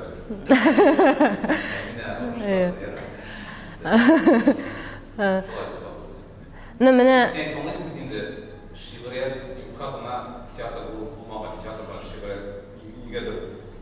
Münder yıllar boyu kişişmiş yaparlar nişikte. Әтез аны сеанс кушырга булды. Мен уйлыйм, бәлки вакыттыр. Мәсәлән, әгәр дә Әлифтә сүзләр булмаса. Гомумән анда сүзләр булмый.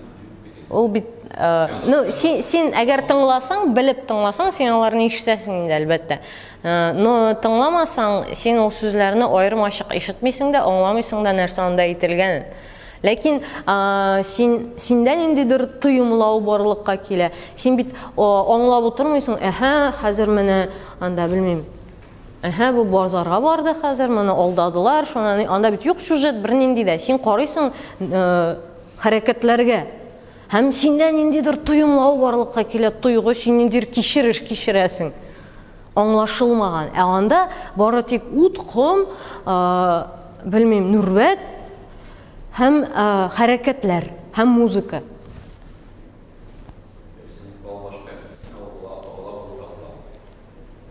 Миңа калса, ансы аның шигъри. Ансы шигъри спектакль.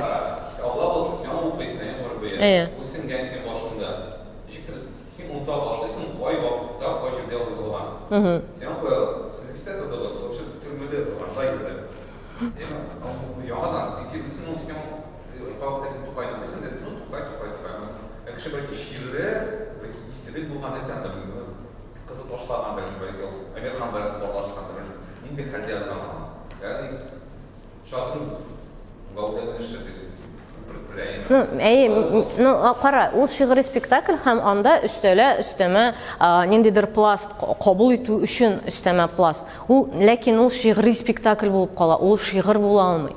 Берничектә, чөнки анда сүзләр бар.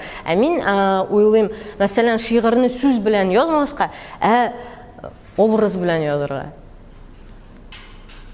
Менә шундый театраль образ белән. Сүзсез.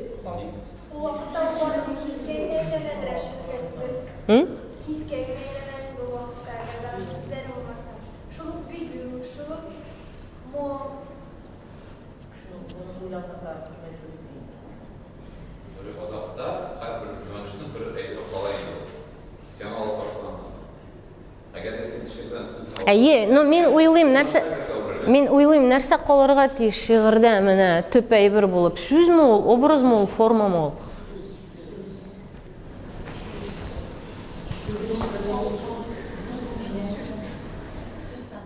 То есть, я когда меня корректно парасан, sen bir şeyler okumaya başladın başta, değil mi? Evet. Anda sizi de mesela, bilmiyorum da, Dayser Kaymış şeyleri. Bu adı ben bir şeyden alışam ama. Değil mi? Dayser Kaymış bir film almıştır. Bir fikir, hareketi var. Bu arada değişik bir şey. Mesela Dayser Kaymış sözün içine kire. Anda yaşayıp da gibi bir Evet. kılık, değil mi? Olma da kırıyor. Bu adı o olma. Yani, Şuna göre belki şimdi şöyle etik bir hareket bu olamaz bir sözlü, tam sözlü de gerekir. Sözlü bir nəğməsi var da var. Yo, аңлыйм, әмма ну мәгънәсе кала, сүзе, ну әйтик, мәсәлән, шундый чур килсә. Ну просто киләчәк турында уйлаганда. Телсезләр түгел. Мәсәлән, бүгенге көндә без аралашабыз, анда белмим, чит илгә бардың, мәсәлән, син телне белмисең, әйтик, Кытай теле ди. Син анда аласың телефоныңны, Google-га кертәсең сүзләреңне, аннары басасың перевести на китайский, һәм ул әйтеп бирә кытайча синең сүзләреңне. Бәлки бер көнне килер шундый вакыт, анда, мәсәлән, син уйладың татарча, анда, синең чыкты монда голограмма Кытай кешесенә, нәрсә син уйладың? Сүз кирәкми? Шундый заман килсә, мәсәлән, ул вакытта сүз булмаса, сүз кирәк булмаса.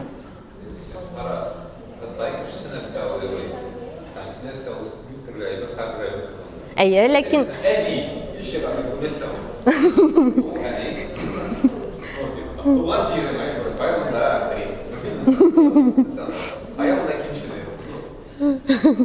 Юк, дөресен әйткәндә мин, ышанмыйм, что сүз бетәр, просто кызык уйлап карарга билгеләнештә.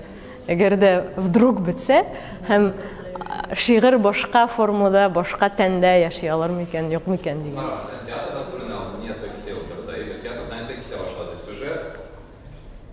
Текст olmayan, yazılman, anda kendi kaideler. Biz sizinle biraz bunday farklar yaşarken bu farklarda bir iki sebep oluyor. Demek belki kanka bir kilo etmene olur da. Bir kilo etmede ne uzakta var. Mesela o taşlarda tiyatrodan belki sahnede taşlarda böyle sende rejissör, aktörler taşlarda.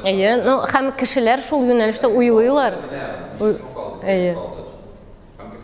Belki нәрсәләр шигырьдә текст var. Belki. Миңа калса, программа булыр. Шигырь язучы, автор булмайчы. Беренче теге дәрәҗә шигырьне язучы программа точно булачак. Алар инде бар бүгенге көндә хоккуны җиңел генә яза шулай. Синең анда Facebook'тагы сүзләреңнән җыеп хокку язып бирә сиңа программа. Ләкин теге тыйымлап язу өчен барыбер кеше кирәк бит инде.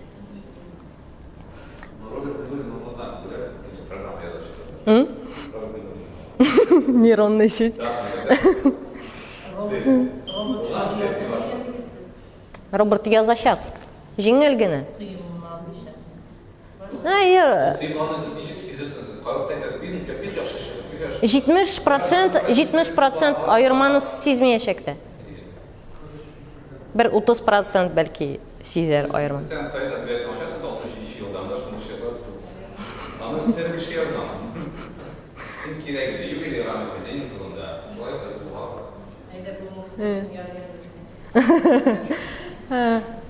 Forma һәр вакыт үзгәреп тора, мен калса ул гел үзгәрәчәк. Бүгенге көндә мәсәлән, нәрсә барлыкка килде дөнья әдәбиятында, без элек метафора иттереп шигырьгә керткән, менә Илнар мәсәлән тыгызлап керткән метафоралар, алар аерым шигырь булып яшиләр. Әйтик, Рупи Каур. Ул бер метафора. Анда бер образ, ниндидер бер күз аллау, һәм бер чагыштыру, һәм ул аерым шигырь булып күз аллана. Ягъни шигырь катлаулы кабул итүдән, теге точечный кабул итүгә күчә. Бәлки, форма һәр вакыт үзгәрә, һәм миңа калса үзгәреш формада булуы инде төгәл билгеле. Образлар системасын белмим, менә ул миңа калса шушы гайберләр белән бәйле, безнең киләчәктә ничек фикерләвебез, ничек аралашуыбыз белән бәйле. Сез ничек уйлыйсыз? Әгәр безнең киләчәк белән андый булса, әгәр без чынлап та кибер карата барсак, безгә образлар кирәк була. Киборглар бит безгә хезмәт итәргә тиеш түгелме? Алар бит безне безнең тормышны җайлаштырырга тиеш.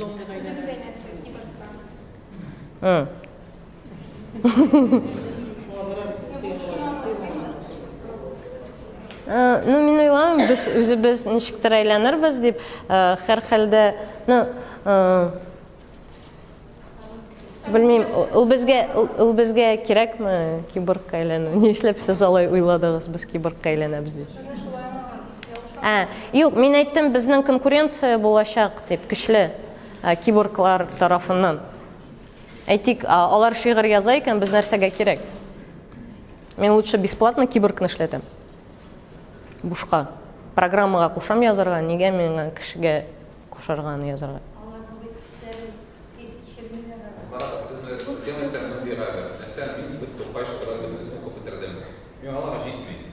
Мин кертем системага, бу топашырга, яңа топашырга язалар. Берничек тә тиксенә аерылмый дисең, сүз составыннан, темалардан.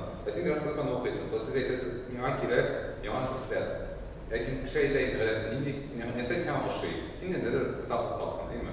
Мин дә шундый хак булган инде.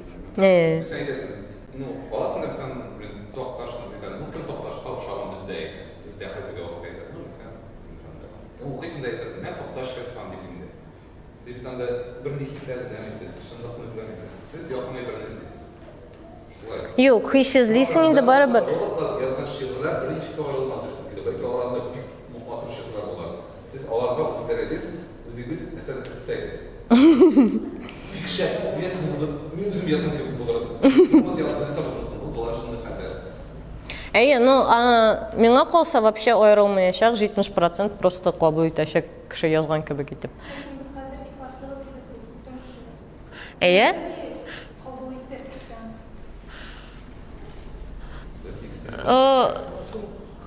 Миңа калса Без бит бүгенге көндә үзебез дә тыймыйбыз нәрсәне кабул иткәнебезне, нәрсәне кабул итмәгәнебезне. Без лайк куябыз. Барыбер. Ничек итеп?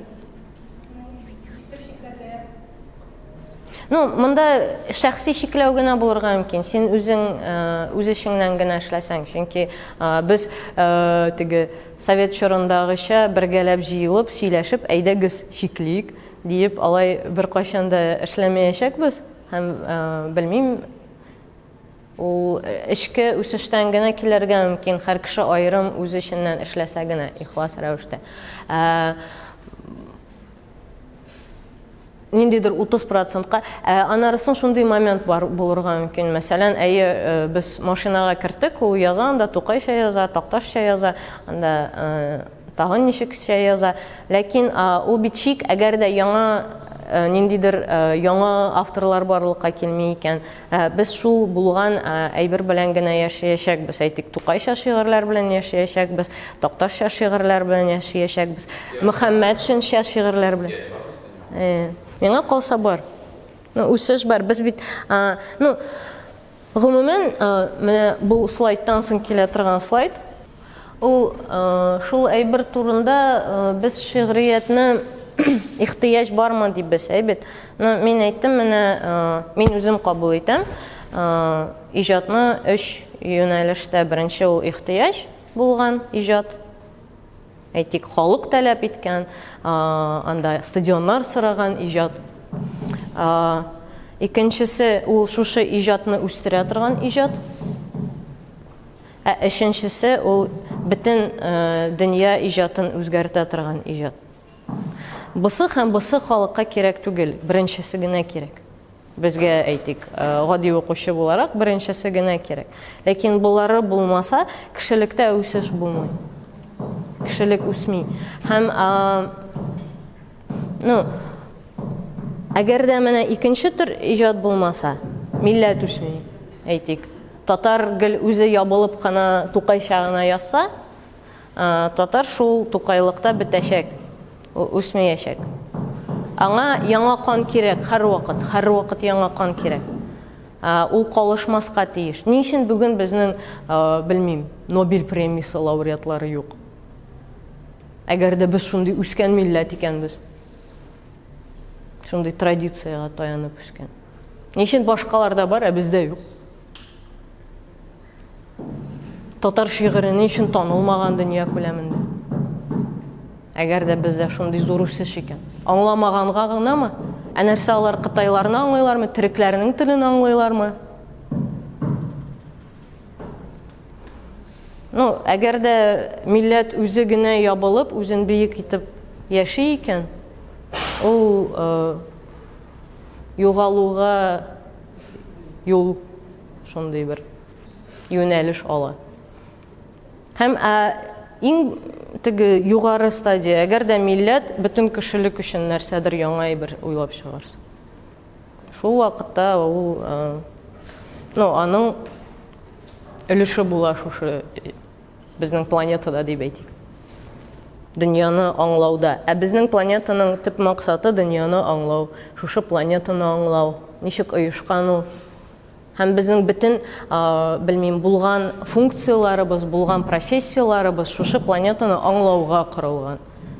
Без фәлсәфәдән башлаганбыз. Фәлсәфәне аңлар өчен без төрле башка юнәлешләр уйлап чыгарганбыз. Әйтик, тел юнәлешләре, анда математика юнәлеше, физика юнәлеше, химия һәм башка юнәлешләр. Алар шул планетаны тулысы белән аңлар өченгә барлыкка килгән юнәлешләр. Һәм поэзияда шул исәптән дөньяны аңларга ярдәм итә. Әгәр дә кешелек дөньяны аңламаса, ул бер көнне юкка чыгачак. Бу планета ничек эшли, аның схемасы ничек, бу планетада ничек мәңге яшәргә була, мәсәлән. Шул вакытта кешелек юкка чыгачак, әгәр дә без шуны аңламасак. Шуңа күрә, без яшибез инде анда уйлап, минем максатым анда туу, мәктәпне тамамлау, университетны тамамлау, аннан эшкә урнашу, аннан гаилә кору, аннары соң балаларны мәктәпкә урнаштыру, аннары пенсияга чыгу, аннары соң үлү. Без шулай... Безнең бит максат ул түгел, без бит киләбез, менә нәрсәгәдер киләбез, шушы планетаны аңларга киләбез. Бәлки дин ягыннан да, бәлки ул башка, яссылыктыр, бәлки дин белән фәнне тоташтырып карарга кирәктер. Бар, дин мәсьәле. Яшәсен 8-нче гасырда. Мин яңа динне башлардым. Юк, дингә карасаң, мәсәлән, бит. Кирәк яңа дин, бездә уже бар яңа нормаль диннәр бар. Берничә дин ул эшләйдер. Яңа кирәк. Бу яктан әлбәттә яшәргә кирәк. 20-нче беренче классның башында әйтергә, буда юлы шундый бар. Юк, менә кара, син алай категорично әйтмә. Менә бар бит ни, Мир Дикого Запада сериал караган бармы берәр кеше? Анда роботлар дөньясын барлыкка китерәләр кешеләр инде. Һәм үзләренә парк итеп, аттракцион иттереп, ул роботлар белмиләр үзләренең робот икәнен, һәм гади тормыш белән яшиләр. Сыер савалар, кабакка йөриләр, нәрсә. Кешеләр турист буларак шул кыргый запад, кыргый төньяк булган шул, көнбатышка киләләр һәм шунда шул тормыш белән яшәп карыйлар. Һәм алар кунаклар санала инде, роботлар белә аларның кунак икән, роботлар үлә ала, кешеләр үлмиләр ул паркта. Атышып уйныйлар. Һәм роботлар үлгәч, аларны безнең дөньяга алып киләләр, төзәтәләр. Кай вакыт роботлар кабынып ала да, нәрсәнедер истә калдыра да, кире кайткач аларның фикерләү үсә башлый. Һәм бер заман роботлар аңлый, алар теге кемнеңдер астында эшләгәнен инде. Һәм ул кызык шундый әйбер, бу паркның төп максаты теге ниндидер туристик әйбер түгел, эзләнүләр ничек иттереп менә бу роботлар ярдәмендә бер кешенең тормышын озынайту, әйтик, бер кешенең хәтерен, аңын шушы роботка күчереп, аның тормышын дәвам иттерү, робот рәвешендә, менә киборгларга әйләнсәк диде бит туташ безнең.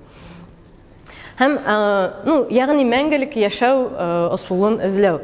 Һәм дин ягыннан карасаң, мәсәлән, әйтик, теге борынгы диннәрне, буддизмны алсаң, анда әйтелә, без теге дөньяга берничә тапкыр киләбез, анда бер жан берничә тапкыр килә. Димәк, жаннар шикләнгән күләмдә булып чыга. Ниндидер шикләнгән күләмдәге жаннар бар, бит әйтик. Расалар теге дежурить итә икән бу җирдә. Дежурство белән йөри икән. Ләкин шул ук вакытта исламны алсак, анда без әйтәбез, теге кеше үлгәч, ул оҗмахкамы, анда тамухкамы эләкми, ул барзахка эләгә, бит. Һәм нәрсәнедер көтә, анда оҗмахка башка бөтен дөньяның биткәнен, кешелекнең биткәнен көтә.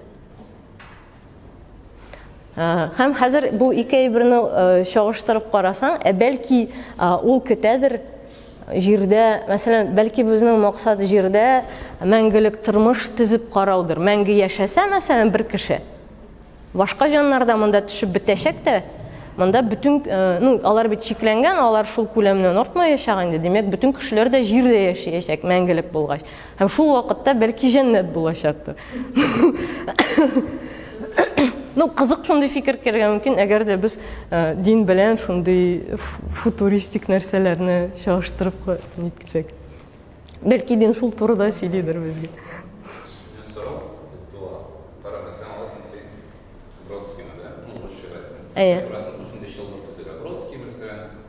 Мандельштам, Баратинский, и тегяк табарсам сам Бродский там паршик шпакой. Bizdə onu işıldı düzü bulamazsın, ama senin çıkar şüphelerine, ama etəsində toxtaşdan buldu, onlara bulsa bu tradisiya alıp barılar. Мандельштам белән Бродскийны тоже бер җипкә тезеп салып булмый. Анда Березовтың, анда татар шигъриятте, күләме ниһаят дәрәҗәдә бар. Диде бар, башкасы башка юлдан килгән. Уанын яхшы сиратын дәйсәгәндә. Әмма бармы татар шигърият мәдрәсәсенә чыкканда, менә шундай итеп. Яисә бездә башка өлкәләрдә кебек шундый теге лакуналар. Алай, мәсәлән, Бродский белән Мандельштамны син әгәр дә берләштерәсең икән, ул тоже как бы за уши притянутая вещь. Ул башкаларны да әйтә, анда, любой шагыйрь сиңа әйтә ала анда, мәсәлән, мин Ркаилгә таянам, мин Газинурга таянам, һәм анда белмим, Әгъләмне һәм Зөлфәтне яратам дип. Белмим, Рүзәл әйтә ала, мин Токташтан.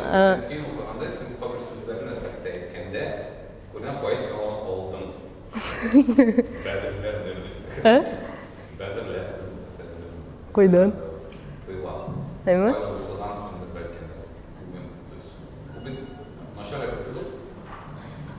Миңа калса, ул теге туры дәвамчанлык булырга мөмкин түгел берничек тә. Ул булырга мөмкин клоннар ул вакытта. Клон ул инде кызык шагыйрь түгел. Туры дәвамчанлык берничек тә була алмый, чөнки барыбер син башка чор кешесе, син аннан кала тагын башка әйберләр белән кызыксынасың, әйтик, һәм тулыланасың. Шуңа күрә андый чылбыр мин түземәс идем. Ул бик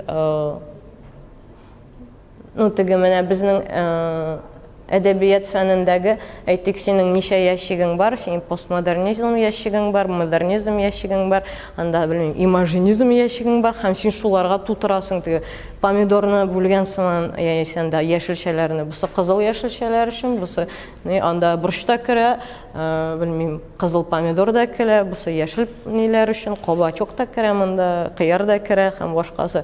Ну, то есть ниндидер принцип буенча айырасың гына булып чыга.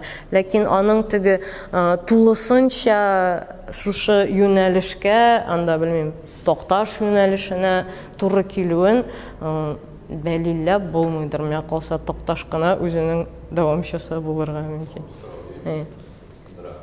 Шулай, исән бар 60-нчы елларда булган бар Евтушенко. Mesela Ленинская школа. Более там интересно. Ну, ол тихая поэзия, да. Даже тихая поэзия соло призыв. Bizden de okuman var mı sizden de ground поэзия? Mesela biz var nerede okugan idik, bugaydı o Afganistan numaralı leksiyalar tek sayıda şiiriyette. Arapça yazan kişiler değil mi? Ve şok attıraydı. Poetranda 50-ci yıllarda kişi Arap dilinde Allah kadar bakışlar şiirler yazaydı. Bir koyda bozuk bir şey belirtti. Değil mi? Bizde şunda bir okuman var mı? Koyda yuğan mı? Әйе бар дип беләм. Ну, мәсәлән, бездә бар теге колакка ишетелмәгән бер чорда булып, аннары колакка чалынмаган шагыйрьләр һәм бик кызык шагыйрьләр. Алар вакыт-вакыт сөйләшүләрдә, шул заман кешеләре белән сөйләшүләрдә килеп чыгалар. Әйтик, белмим, мин Эдуард Мустафин дигән шагыйрьне ачтым быел. Бик кызык аның шигърияте, шундый теге ул дөньяви образларында Ван Гог белән нитеп, ну, шундый яза торган образлар язуында шундый образлар куллана. Анда белмим. Әллә нәрсә дахи ята Париж кадәр табутта ди ул. Ну, шундый кызык көтелмәгән әйберләр һәм ул кешене, мәсәлән, мин беренче ишеттем быел. Һәм андый кешеләр шактыйдыр дип уйлыйм. Өстәлгә язган яисә югалган кешеләр, мәсәлән, ул вообще киткәндә каядыр, аның кая икәнен белүче дә юк, югалган кеше, просто 90-нчы елларда юкка чыккан.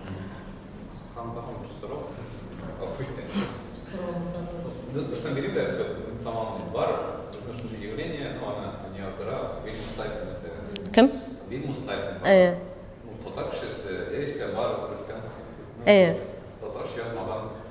Рус шагыйрь. Айрат Бикбулатов, мәсәлән.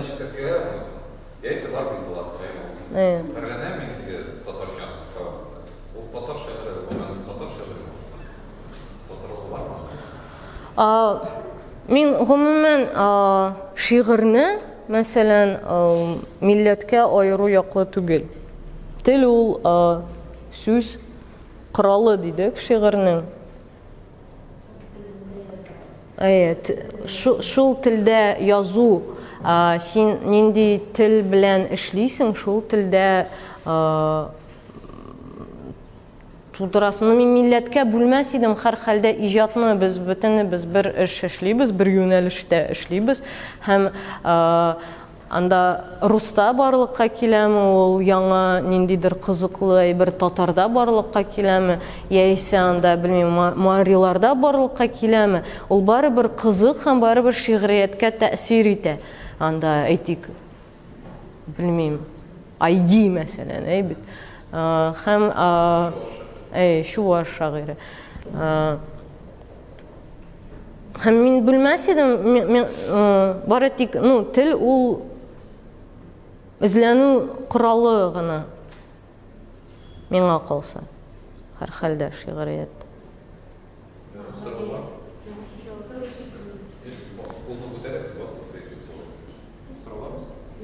Әйе.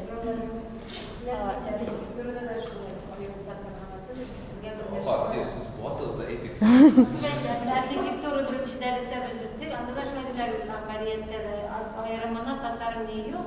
Rus bilen birge şular karalan tarihte. Tam Rus arxitekturası birge. Çünkü yana birbirine tesiri bu birge değinişte işlendirilgen. Min әйтер идем, менә бу. Әйе. Әйе. Ну, менә татарлар тудырган татар телле шигърият бар, мәсәлән, яисә рус телле шигърият.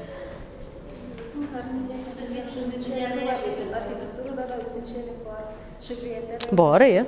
Ана теге бір тіп қоры алмайды, мәселен. Мен бір деймін де. Мен башқа юнәлештә эзләнү бара дим. Ну, ягъни син татарча язганда, син әлбәттә инде ак яулыклы татар карчыгының яргаланып беткән кулларын кулланасың. Чөнки синең телең ул үзе шундый форманы сорый, шул образны сорый таләп итә бу урында. Бу образлар системасы, бу менталитет безнең шунда чагыла, образлар системасында. Ләкин бар бит әле башка эзләнү, фәлсәфи яктан эзләнү димме шигърияттә. Һәм ул дөнья күләмендә бара, мөдәррис әгълам дөнья күләмендә фәлсәфи уйлана. Ул бит татарча уйлыйм әле дип уйланмый. Ул менә шул уртак булган ниндидер проблеманы татар образы белән, татар теле белән шишергә тырыша. Айратыруча тырыша икән, шулай ук әйбәт, әгәр дә бу мәсьәлә шишелә икән. Мин шул турыда гына әйтәсем килгән иде. Мен сұрау бар еді, ертеге деген бөлікте мен бик ышанам, бик ерак келешек турында көз алладық дейіп, әлі келесі 10 жылдықта шиғыр оқушыларда, шиғыр жазушыларда көп болашақ дейіп. Сенің Йылдыз ойлап параздап қарағым деп, мына келесі 10 жылдықта шиғыр нәрсе турында болашақ, нәрсе турында язашақтар Ну, минем күзәтү буенча хәзер шигырь бик шәхсиләшә. Ул үзең аша бара, ул синең шәхси кичерешләрең аша бара, ну, мәхәббәт лирикасы бик күп, шактый күп.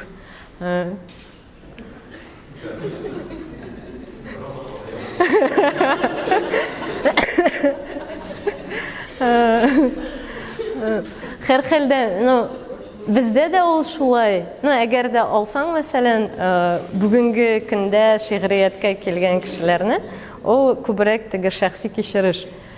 Рус әдәбиятында шулай ук анда аласың, бөтенесе шәхси кичереш аша бара торган әйберләр, эзләнүләр.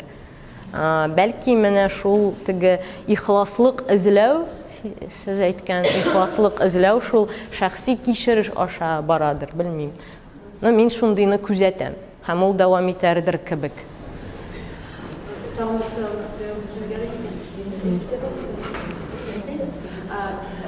Mesela benim kızıma Şevket Galip'in okuyunuz. Varsa şunda cəziz. Benim için. Bu Şevket Galip, bravo Allah'ın babayına bravo. Kızıma okuyun. Hem ulanı yalttan bile, lekin birinci tımlağanda mesela kadette. Ben ona şiirini okuyum. Hem kızımdan sonra hazır Tatarşa söyleyeyim. Ben Tatarşa okuyum. Мен баштаманы қажетлемейдім. Қазір біздің балаларымыздың дүнияны қабыл етуде башқа түрлі. Һәм ол вақытта kullanılan bravo versiyonu kullanılan eyberler İngilizce'ye alır. Folklorda kalan, tarihte kalan bu eyberlerini bilmiyorlar. Biz bir türlü klasik koydurma yaratırız. Bizim şu şirketleri, var. Biz bağlarımızı alıntımda seriyalar uzun. Ну, biz мәсәлән 9-нчы сыйныфта татар мәктәбендә һәр хәлдә өйрәнә идек урта гасыр әдәбиятын. Анда күп нәрсә аңлашылмый иде. Барыбер аның нәрсәседер аңлашыла иде. Һәр хәлдә Хосроу белән Шириннең яратышу дәрәҗәсе безгә аңлашыла иде. Гәрчә күп әйбер аңлашылмаса да. Менә калса барыбер шундый ниндидер төп әйберләр узган шур шигъриятында булган. Барыбер киләчәк кешесенә дә аңлашылачактыр ул. Ләкин теге менә шул кайбер образлар аңлашылмаска мөмкин инде, аның өчен бит аста сылтамалар куелган махсус тәрҗемә. Брау анды.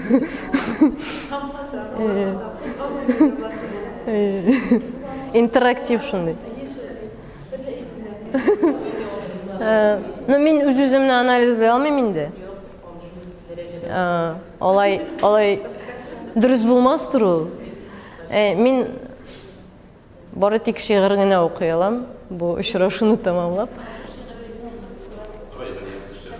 Ямсызын, Рәдиф үшін.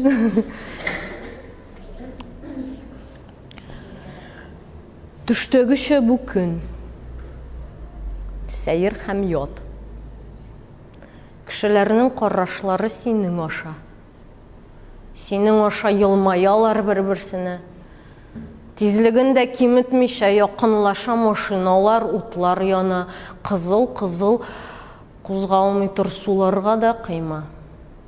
Әне қара. Шәһәр ортасында тақталары шіріп біткен құйма. Құйма арты зират. Таш хажларда неше қарға сана қозғалмай тұр, тирәкләрдә неше сана, дүния кең сана ул, дүния матур. Қарлар яуа, шынды матур яуа, көз яшьләрің хәтта күренмейдер. Син бармысың әлі? Сынап қара, хиш йоғындайды, салқын тидер, син бірмісің? Тәрәзәңә қара, кім шәуләсі анда пәрдә қара? Кім шәуләсі бей тәрәзәңдә, әкім мұнда қозғалмыйша тұра? Син бармысың? Сине күргән бірәу, ул үзісің бүгін тірімі? Неге аның кірфік қағуынан, сулышынан қарлар ірімі? Сана кірфікләрін сана, һәр қайсына бірәм қағыл. Исәбіңні жуярсың да, бәлки, үз дүнияңда уянырсың тағын.